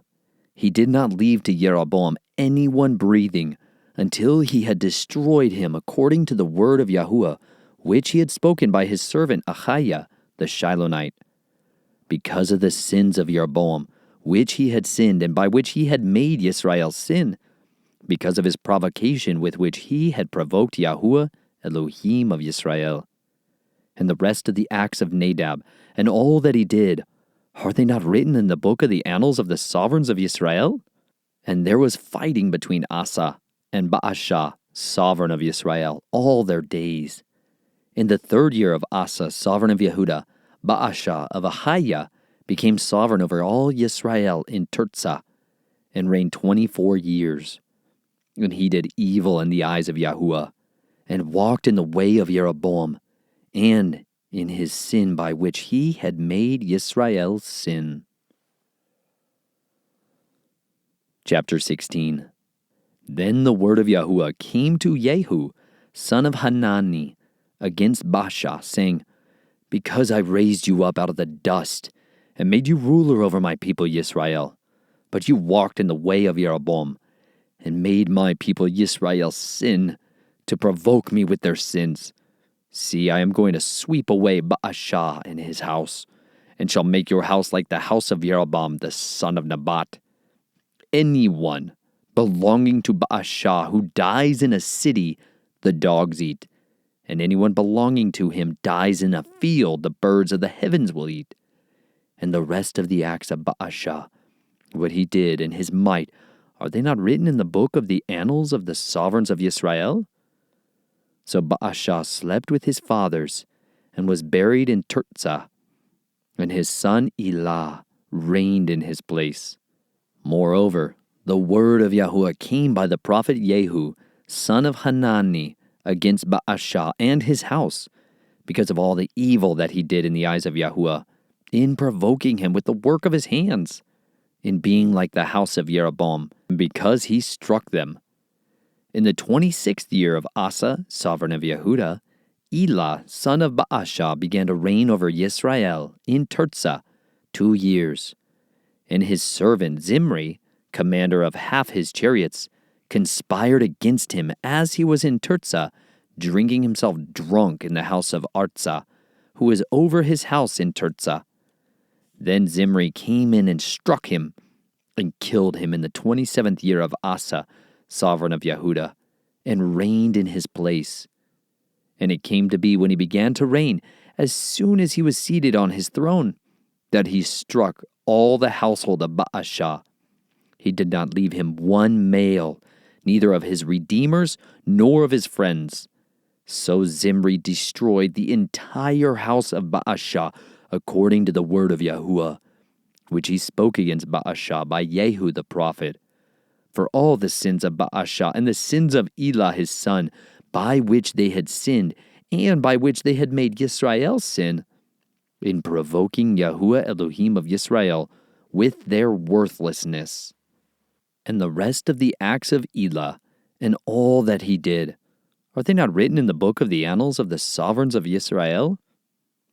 In the 27th year of Asa, sovereign of Yehudah, Zimri reigned 7 days in Tirzah, and the people were encamped against Gibbethon, which belonged to the Philistines. And the people who were encamped heard it said, Zimri has conspired and also struck the sovereign.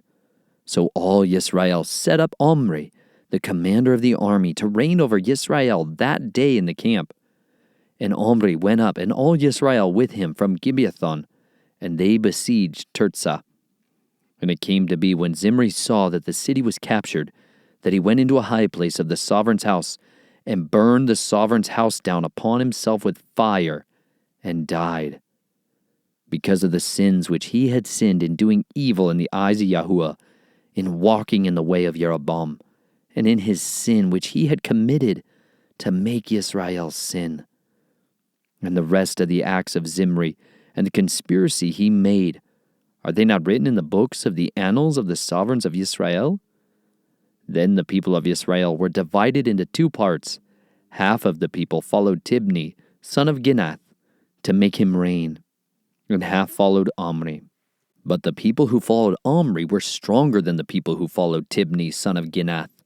And Tibni died, and Omri reigned. In the 31st year of Asa, sovereign of Yehudah, Omri became sovereign over Yisrael, and reigned 12 years. He reigned 6 years in Tirzah, and he bought the hill of Shamaron from Shimar for 2 talents of silver, and built on the hill, and called the name of the city which he built Shamaron, after the name of Shimar, owner of the hill.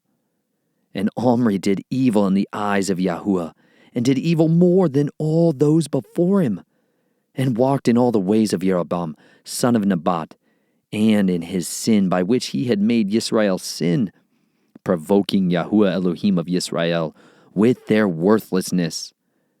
And the rest of the acts of Omri which he did, and the might that he attained, are they not written in the book of the annals of the sovereigns of Yisrael? So Omri slept with his fathers, and was buried in Shamaron. And Ahab his son reigned in his place. In the 38th year of Asa, sovereign of Yehudah, Ahab, son of Omri, became sovereign over Yisrael. And Ahab, son of Omri, reigned over Yisrael in Shamaron 22 years. And Ahab, son of Omri, did evil in the eyes of Yahuah, more than all those before him. And it came to be, as though it had been a light matter for him to walk in the sins of Jeroboam, son of Nebat, that he took as wife Jezebel, the daughter of Ethabal, sovereign of the Sidonians. And he went and served Baal, and bowed himself to it, and raised up a slaughter place for Baal in the house of Baal, which he had built in Shamaron. And Ahab made an Asherah, and Ahab did more to provoke Yahuah Elohim of Yisrael than all the sovereigns of Yisrael before him. In his days, Chaael of Bethel built Jericho. He laid its foundation at the cost of Abiram, his firstborn, and at the cost of his youngest son, Segub. He set up its gates, according to the word of Yahuah, which he had spoken through Yeshua, son of Nun. Chapter 17. And Eliyahu the Tishbite of the settlers of Gilead said to Ahab, As Yahuah Elohim of Yisrael lives, before whom I stand, there shall be no dew or rain these years, except at my word. And the word of Yahuah came to him, saying, Go away from here, and turn eastward, and hide by the Wadi Kiroth, which flows into the Yarden. And it shall be that you drink from the stream, and I shall command the ravens to feed you there. And he went and did according to the word of Yahuah, for he went and dwelt by the Wadi Kireth, which flows into the Yarden. The ravens brought him bread and meat in the morning, and bread and meat in the evening, and he drank from the stream. And it came to be after a while that the stream dried up, because there had been no rain in the land. Then the word of Yahuah came to him, saying, Rise up, go to Zarephath, which belongs to Zidon, and dwell there. See, I have commanded a widow there to sustain you. And he rose up and went to Zarephath, and came to the gate of the city, and saw a widow there gathering sticks. And he called and said to her, Please bring me a little water in a vessel to drink. And as she was going to get it, he called and said to her, Please bring me a piece of bread in your hand. And she said, As Yahuah your Elohim lives, I do not have bread, only a handful of flour in a bin, and a little oil in a jar. And see, I am gathering a couple of sticks, and shall go in and prepare it for myself and my son, and we shall eat it and die. And Eliah said to her, Do not fear. Go and do as you have said, but make me a small cake from it first, and bring it to me. And afterward make some for yourself and your son. For thus said Yahuah Elohim of Yisrael, The bin of flour shall not be used up, nor the jar of oil run dry, until the day Yahuah sends rain on the earth. So she went and did according to the word of Eliyahu, and she and he and her household ate for many days. The bin of flour was not used up, nor did the jar of oil run dry, according to the word of Yahuah, which he spoke by Eliyahu. And after these events it came to be that the son of the woman who owned the house became sick, and his sickness was very severe, until there was no breath left in him. And she said to Eliyahu, What have I to do with you, O man of Elohim? Have you come to me to bring my crookedness to be remembered, and to kill my son? And he said to her, Give me your son. So he took him from her arms and took him up to the upper room where he was dwelling, and laid him on his own bed, and cried out to Yahuah and said, O Yahuah my Elohim, have you also brought evil on the widow with whom I am sojourning, to kill her son? And he stretched himself out on the child 3 times, and cried out to Yahuah, and said, O Yahuah my Elohim, I pray, let the life of this child come back to him. And Yahuah heard the voice of Eliyahu, and the life of the child came back to him, and he lived. And Eliyahu took the child and brought him down from the upper room into the house, and gave him to his mother. And Eliyahu said, See, your son lives. And the woman said to Eliyahu, Now by this I know that you are a man of Elohim, and that the word of Yahuah in your mouth is truth. And after many days it came to be that the word of Yahuah came to Eliyahu in the 3rd year, saying, Go, present yourself to Ahab, and I give rain on the earth. Thereupon Eliyahu went to present himself to Ahab, and the scarcity of food in Shamaron was severe. And Ahab called Obadiah, who was over his house. Now Obadiah feared Yahuah exceedingly. And it came to be while Jezebel cut down the prophets of Yahuah, that Obadiah had taken 100 prophets and hidden them, 50 to a cave, and had fed them with bread and water. And Ahab said to Obadiah, Go into the land, to all the springs of water, and to all the wadis. It could be that we find grass to keep the horses and mules alive, and not have any livestock cut off. They divided the land between them to pass over it. Ahab went one way by himself, and Obadiah went another way by himself. And as Obadiah was on his way, then see, Eliyahu met him, and he recognized him, and fell on his face, and said, Is that you, my master, Eliyahu? And he answered, It is I. Go, say to your master, Eliyahu is here. And he said, What have I sinned that you are giving your servant into the hand of Ahab to kill me? As Yahuah your Elohim lives, there is no nation or reign where my master has not sent to look for you. And when they said, He is not here, he made the reign or nation swear that they could not find you. And now you say, Go say to your master, Eliyahu is here. And it shall be as soon as I am gone from you that the Spirit of Yahuah takes you away to a place I do not know, And I shall come to report to Ahab, and when he does not find you, he shall kill me. But I, your servant, have feared Yahuah from my youth. Was it not reported to my master what I did when Jezebel killed the prophets of Yahuah? How I hid 100 men of the prophets of Yahuah, 50 to a cave, and fed them with bread and water. And now you say, Go, say to your master, Eliyahu is here. Then he shall kill me.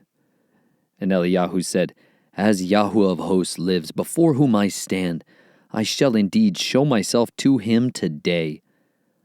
Obadiah then went to meet Ahab and informed him, and Ahab went to meet Eliyahu.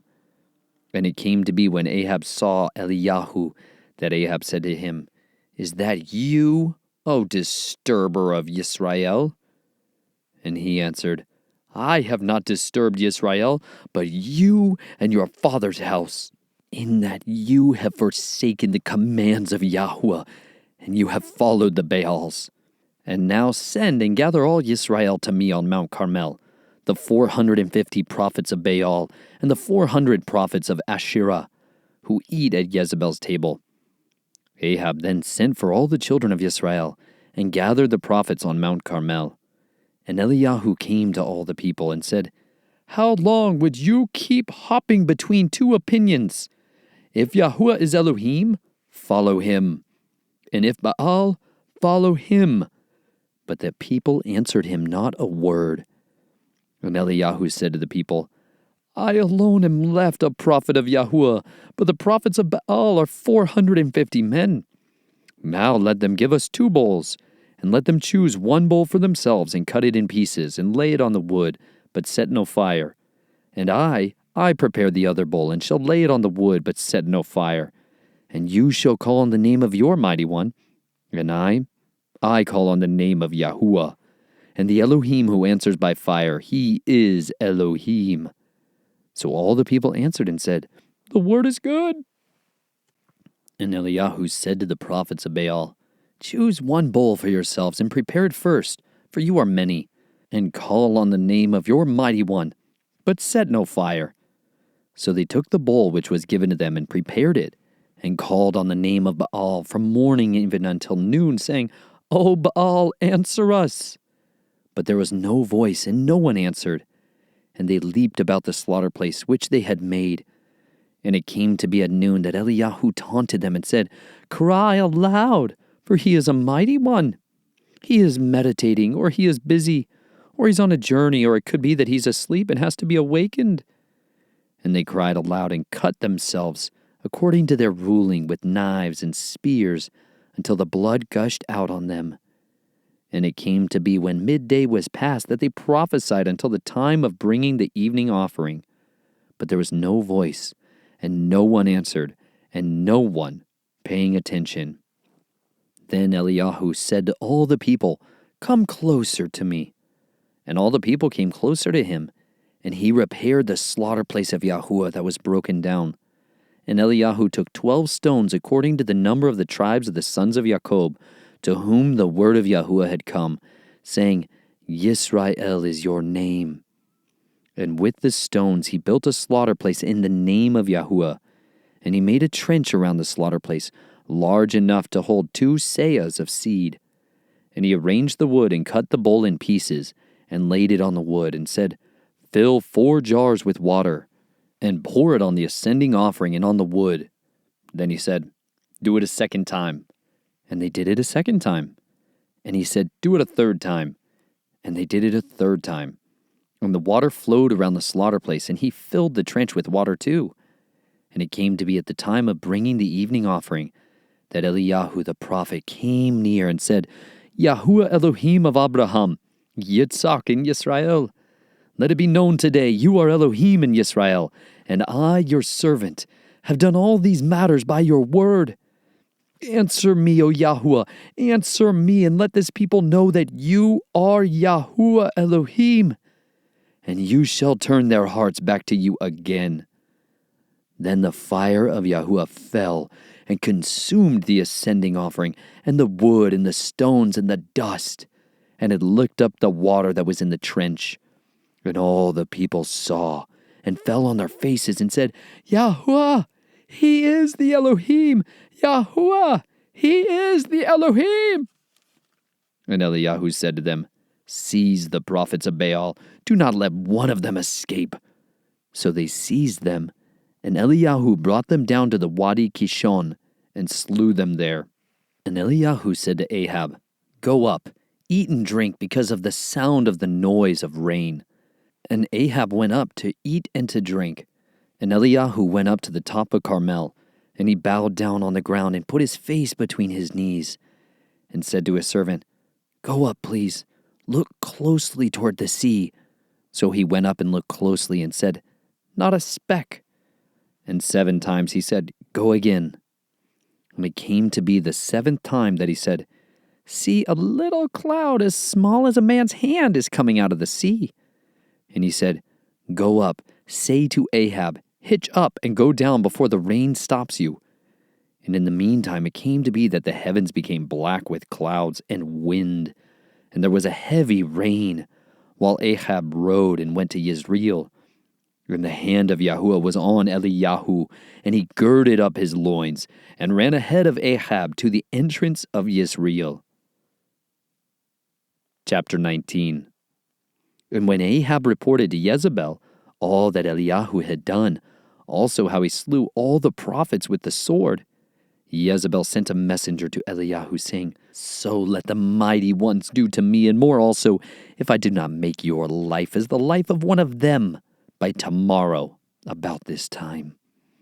And he feared, and rose up and ran for his life, and went to Beersheba, which belongs to Yehudah, and left his servant there. But he himself went a day's journey into the wilderness, and came and sat down under a broom tree, and prayed that he might die, and said, It is enough. Now, Yahuah, take my life, for I'm no better than my fathers. And he lay and slept under a broom tree. And see, a messenger touched him and said to him, Rise, eat. And he looked, and saw by his head a cake baked on coals and a jar of water. So he ate and drank, and turned and laid down. And the messenger of Yahuah came back the 2nd time, and touched him and said, Rise, eat, for the journey is too much for you. And he rose up and ate and drank, and went in the strength of that food 40 days and 40 nights, as far as Horeb, the mountain of Elohim.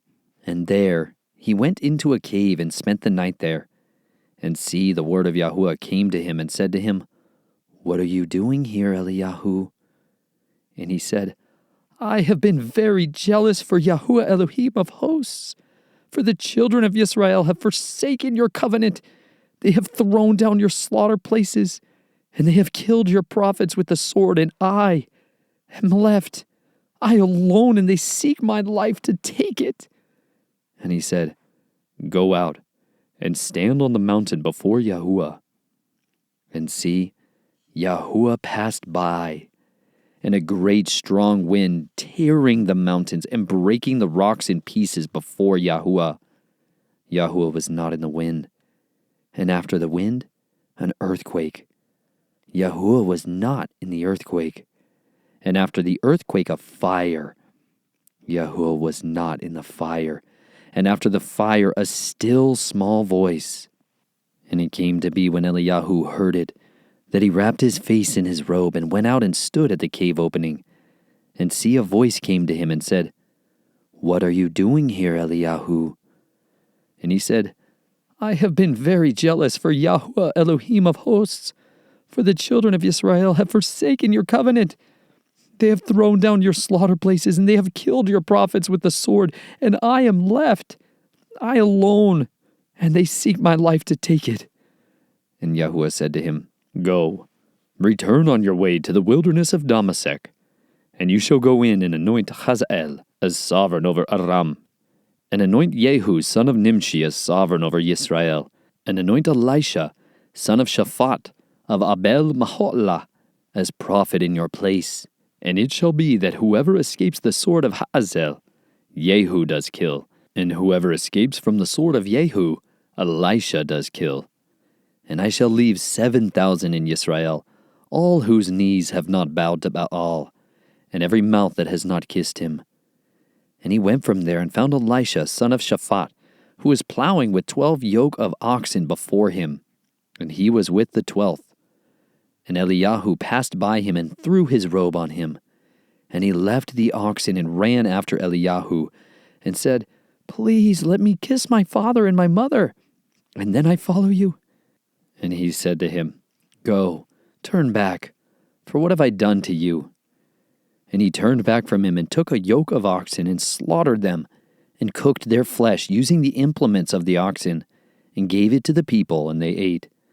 Then he rose up and followed Eliyahu, and became his servant. Chapter 20. And Ben-Hadad the sovereign of Aram gathered all his army, and there were 32 sovereigns with him, with horses and chariots. And he went up and besieged Shamaron and fought against it.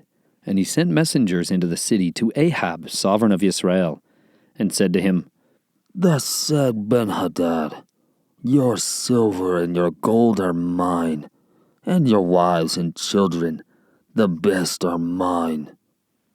And the sovereign of Israel answered and said, "As you say, my master, O sovereign, I am yours and all that I have." And the messengers came back and said, "Thus speaks Ben-Hadad, saying, Indeed, I have sent to you, saying, Give me your silver and your gold, your wives and your children. But about this time tomorrow I shall send my servants to you, and they shall search your house and the houses of your servants. And it shall be that whatever is pleasing in your eyes, they shall lay hold of it and take it." And the sovereign of Israel called all the elders of the land and said, "Please know and see the evil this one is seeking. For he sent to me for my wives and for my children and for my silver and for my gold, and I did not refuse him." And all the elders and all the people said to him, "Do not listen nor agree." So he said to the messengers of Ben-Hadad, "Say to my master the sovereign, all that you sent for to your servant the first time I shall do, but this I am unable to do." And the messengers went and brought back word to him. And Ben-Hadad sent to him and said, "The mighty ones do so to me, and more also if enough dust is left of Shamaron for a handful for each of the people who follow me." And the sovereign of Israel answered and said, "Speak. Him who girds on his armor should not boast like him who lays it down." And it came to be when this word was heard, as he and his sovereigns were drinking in the booze, that he said to his servants, "Set yourselves." So they set themselves against the city. And see, a prophet came near to Ahab, sovereign of Israel, saying, "Thus said Yahuah, have you seen all this great company? See, I am giving it into your hand today, and you shall know that I am Yahuah." And Ahab said, "By whom?" And he said, "Thus said Yahuah, by the young rulers of the provinces." And he said, "Who opens the attack?" Then he answered, "You." And he mustered the young rulers of the provinces, and there were 232. And after them he mustered all the people, all the children of Israel, 7,000. And they went out at noon, while Ben-Hadad and the 32 sovereigns helping him were getting drunk in the booths. And the young rulers of the provinces went out first. And Ben-Hadad sent out, and they reported to him, saying, "Men have come out of Shamaron." Then he said, "If they have come out for peace, seize them alive. And if they have come out for battle, seize them alive." So these young rulers of the provinces went out of the city with the army which followed them. And each struck his man. So the Arameans fled, and Yisrael pursued them. And Ben-Hadad the sovereign of Aram escaped on a horse with the horsemen. And the sovereign of Israel went out and struck the horses and chariots, and struck the Arameans a great smiting. And the prophet came to the sovereign of Israel and said to him, "Go, strengthen yourself, and know and see what you should do. For at the turn of the year the sovereign of Aram is coming up against you." And the servants of the sovereign of Aram said to him, "Their mighty ones are mighty ones of the hills. That is why they were stronger than we. But let us fight against them in the plain. Are we not stronger than they? Now do this. Take away the sovereigns, each from his position, and put officers in their places. Number an army like the army that you have lost, horse for horse and chariot for chariot, and let us fight against them in the plain. Are we not stronger than they?" And he listened to their voice and did so. And it came to be at the turn of the year that Ben-Hadad mustered the Arameans and went up to Aphek to fight against Israel. And the children of Israel were mustered and were fed. And they went against them, and the children of Israel encamped before them like two little flocks of goats, while the Arameans filled the land. And there came near a man of Elohim and spoke to the sovereign of Israel and said, "Thus said Yahuah, because the Arameans have said, Yahuah is Elohim of the hills, but he is not Elohim of the valleys. Therefore I shall give all this great company into your hand, and you shall know that I am Yahuah." And they encamped opposite each other for 7 days. And it came to be that on the 7th day the battle was joined, and the children of Israel struck 100,000 foot soldiers of the Arameans in 1 day. And those that were left fled to Aphek into the city, and a wall fell on 27,000 of the men who were left. And Ben-Hadad fled and went into the city, into an inner room. And his servant said to him, "See, now we have heard that the sovereigns of the house of Israel are lovingly committed sovereigns. Please let us put sackcloth around our waists and ropes around our heads, and go out to the sovereigns of Israel. It could be that he spares your life." So they girded sackcloth on their loins, and put ropes around their heads, and came to the sovereign of Israel and said, "Your servant Ben-Hadad said, Please let me live." And he said, "Is he still alive? He is my brother." And the men divined, and they quickly grasped it and said, "Your brother Ben-Hadad." And he said, "Go, bring him." So Ben-Hadad came out to him, and he let him come up on the chariot. And Ben-Hadad said to him, "The cities which my father took from your father, I return, and set up marketplaces for yourself in Damascus as my father did in Shamaron." And Ahab said, "I send you away with this covenant." And he made a covenant with him and sent him away. And a certain man of the sons of the prophets said to his neighbor by the word of Yahuah, "Strike me, please." But the man refused to strike him. Then he said to him, "Because you have not obeyed the voice of Yahuah, see, as soon as you leave me, a lion shall strike you." And when he left him, a lion found him and struck him. And he found another man and said, "Strike me, please." So the man struck him, striking and wounding. Then the prophet went and waited for the sovereign by the way, and disguised himself with a bandage on his eyes. And as the sovereign passed by, he cried out to the sovereign and said, "Your servant went out into the midst of the battle, and see, a man came over and brought a man to me, and said, Guard this man. If he should in any way be missing, your life shall be for his life, or else you shall pay a talent of silver. And it came to be while your servant was busy here and there, he was gone." And the sovereign of Israel said to him, "Your judgment is right. You yourself have decided it." Then he quickly removed the bandage from his eyes. And the sovereign of Israel recognized him as one of the prophets. And he said to him, "Thus said Yahuah, because you have let slip out of your hand a man whom I put under the ban, therefore your life shall go for his life, and your people for his people."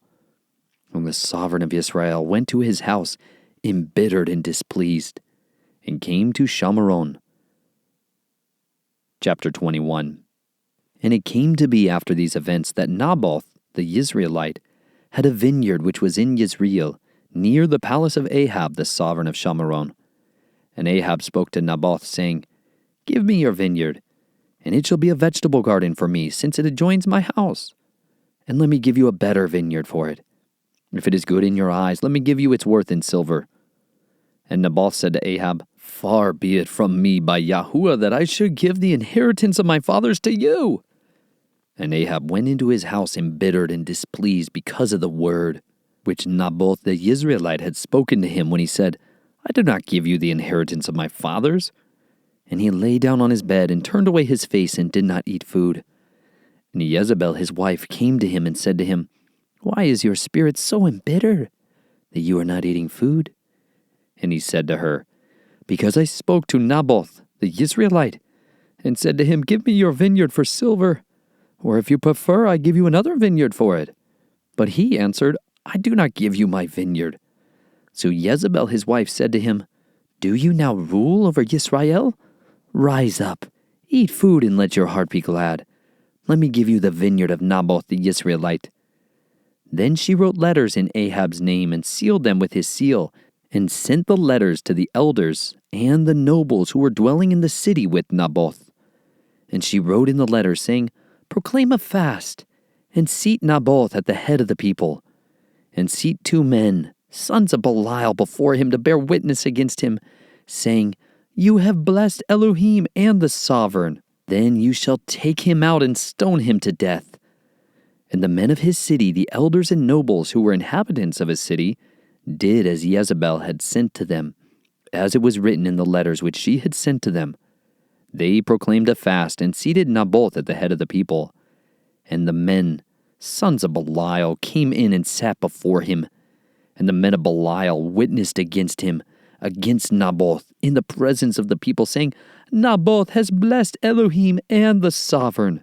So they took him outside the city and stoned him with stones, and he died.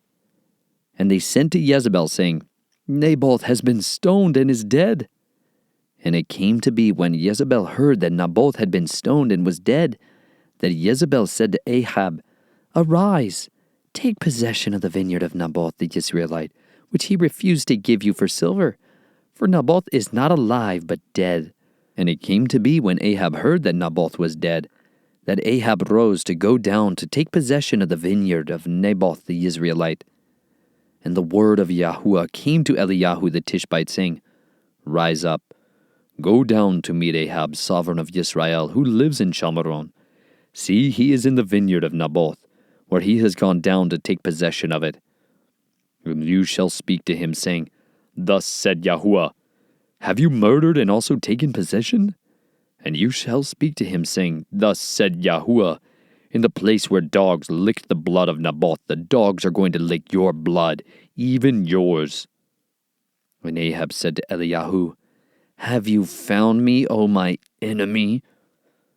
And he answered, "I have found you, because you have sold yourself to do evil in the eyes of Yahuah. See, I am bringing evil on you, and shall consume your descendants, and cut off from Ahab every male in Israel, both those shut up and those left at large, and make your house like the house of Jeroboam, son of Nebat, and like the house of Baasha, son of Ahiah, because of the provocation with which you have provoked me and made Israel sin. And also of Jezebel, Yahuah has spoken, saying, 'The dogs are going to eat Jezebel by the wall of Yisrael. The dogs are going to eat whoever belongs to Ahab and dies in the city, and the birds of the heavens are going to eat whoever dies in the field.' Indeed, there never was anyone like Ahab, who sold himself to do evil in the eyes of Yahuah, because Jezebel his wife stirred him up. And he acted very abominably in following idols, according to all that the Amorites had done, whom Yahuah had dispossessed from before the children of Israel. And it came to be, when Ahab heard those words, that he tore his garments and put sackcloth on his body, and fasted and lay in sackcloth and went softly. And the word of Yahuah came to Eliyahu the Tishbite, saying, "See how Ahab has humbled himself before me. Because he has humbled himself before me, I do not bring the evil in his days, but in the days of his son I bring the evil on his house." Chapter 22. And they continued 3 years without fighting between Aram and Yisrael. And it came to be in the 3rd year that Jehoshaphat, sovereign of Yehudah, came down to the sovereign of Yisrael. And the sovereign of Yisrael said to his servants, "Do you know that Ramoth in Gilead is ours? And we are keeping silent from taking it out of the hand of the sovereign of Aram." And he said to Jehoshaphat, "Do you go with me to battle at Ramoth Gilead?" And Jehoshaphat said to the sovereign of Israel, "I am as you are. My people is your people. My horses is your horses." And Jehoshaphat said to the sovereign of Israel, "Please, first inquire for the word of Yahuah."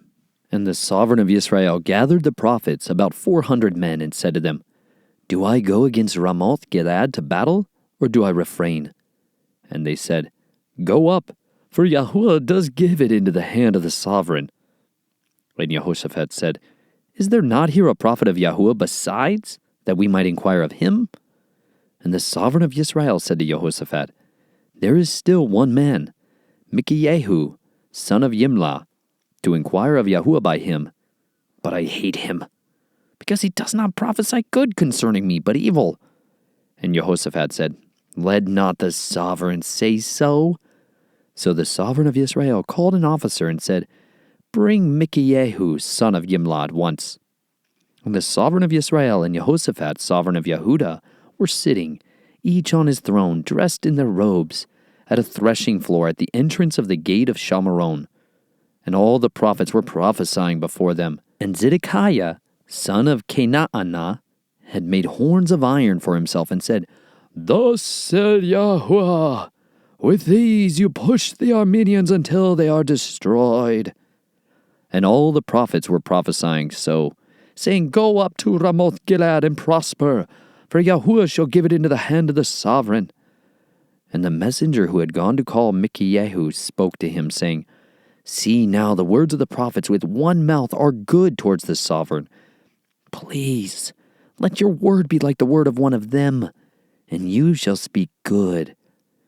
And Micaiah said, As Yahuah lives, whatever Yahuah says to me, that I speak.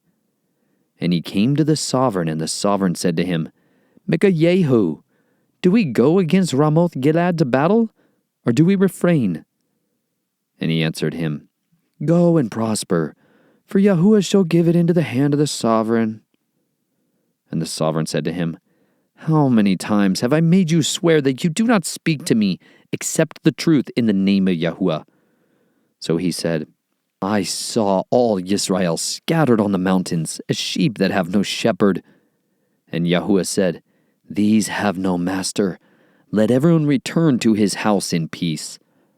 And the sovereign of Israel said to Jehoshaphat, Have I not said to you that he would not prophesy good concerning me, but evil? Then he said, Therefore hear the word of Yahuah.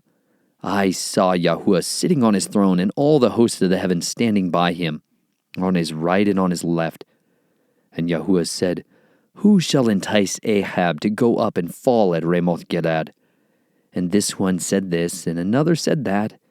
And a spirit came forward and stood before Yahuah and said, Let me entice him. And Yahuah said to him, In what way? And he said, I shall go out and be a spirit of falsehood in the mouth of all his prophets. And he said, Entice him, and also prevail. Go out and do so. And now see, Yahuah has put a spirit of falsehood in the mouth of all these prophets of yours, and Yahuah has spoken evil concerning you. And Zedekiah, son of Kenaanah, came near and struck Micaiah on the cheek and said, Where did the spirit of Yahuah pass over from me to speak to you? And Micaiah said, Look, you shall see on that day when you go into an inner room to hide. And the sovereign of Israel said, Take Micaiah and return him to Amon, the governor of the city, and to Joash, son of the sovereign, and say, Thus said the sovereign, Put this one in prison and feed him with bread of affliction and water of affliction, until I come in peace. And Micaiah said, If you ever return in peace, Yahuah has not spoken by me. And he said, Hear all you people. And the sovereign of Israel and Jehoshaphat, the sovereign of Yehudah, went up to Ramoth Gilead. And the sovereign of Israel said to Jehoshaphat, Let me disguise myself and go into battle. You put on your robes. So the sovereign of Israel disguised himself and went into battle. And the sovereign of Aram had commanded the 32 commanders of his chariots, saying, Fight with no one, small or great, but only with the sovereign of Israel. And it came to be, when the commanders of the chariots saw Jehoshaphat, that they said, Indeed, it is the sovereign of Israel. So they turned aside to fight against him, and Jehoshaphat cried out. And it came to be, when the commanders of the chariots saw that it was not the sovereign of Israel, that they turned back from pursuing him. And a man drew a bow in his simplicity and struck the sovereign of Yisrael between the joints of his armor. And he said to the driver of his chariot, "Turn around and take me out of the battle, for I am wounded." And the battle increased that day, and the sovereign was propped up in his chariot facing the Arameans, and died at evening. And the blood ran out from the wound onto the floor of the chariot. And as the sun was going down, a shout passed through the camp, saying, "Each to his city, and each to his land." So the sovereign died, and was brought to Shamaron, and they buried the sovereign in Shamaron. And when the chariot was washed at the pool in Shamaron, the dogs licked up his blood where the whores bathed, according to the word of Yahuah which he had spoken. And the rest of the acts of Ahab, and all that he did, and the ivory house which he built, are they not written in the book of the annals of the sovereigns of Yisrael? So Ahab slept with his fathers, and Ahaziah his son reigned in his place. And Jehoshaphat son of Asa began to reign over Yehudah in the 4th year of Ahab, sovereign of Yisrael. And Jehoshaphat was 35 years old when he became sovereign. And he reigned 25 years in Jerusalem. And his mother's name was Azubah, the daughter of Shilchai. And he walked in all the ways of his father Asa. He did not turn aside from them, doing what was right in the eyes of Yahuah. Only the high places were not taken away, for the people slaughtered and burned incense on the high places. And Jehoshaphat made peace with the sovereign of Yisrael. And the rest of the acts of Jehoshaphat, and the might that he showed, and how he fought, are they not written in the book of the annals of the sovereigns of Yehudah? And the rest of the cult prostitutes, who remained in the days of his father, Asa, he cleared out from the land. And there was then no sovereign in Edom. A deputy was sovereign. Jehoshaphat made Tarshish ships to go to Ophir for gold. However, they did not go, for the ships were wrecked at Etzion Geber. Then Ahaziah, son of Ahab, said to Jehoshaphat, "Let my servants go with your servants in the ships." But Jehoshaphat would not. So Jehoshaphat slept with his fathers and was buried with his fathers in the city of David his father. And Jehoram his son reigned in his place. And Ahaziah, son of Ahab, began to reign over Yisrael in Shamaron in the 17th year of Jehoshaphat, sovereign of Yehudah, and reigned 2 years over Yisrael, and did evil in the eyes of Yahuah, and walked in the way of his father, and the way of his mother, and in the way of Jeroboam, son of Nebat, who had made Yisrael sin, and served Baal, and bowed himself to it, and provoked Yahuah Elohim of Yisrael, according to all that his father had done.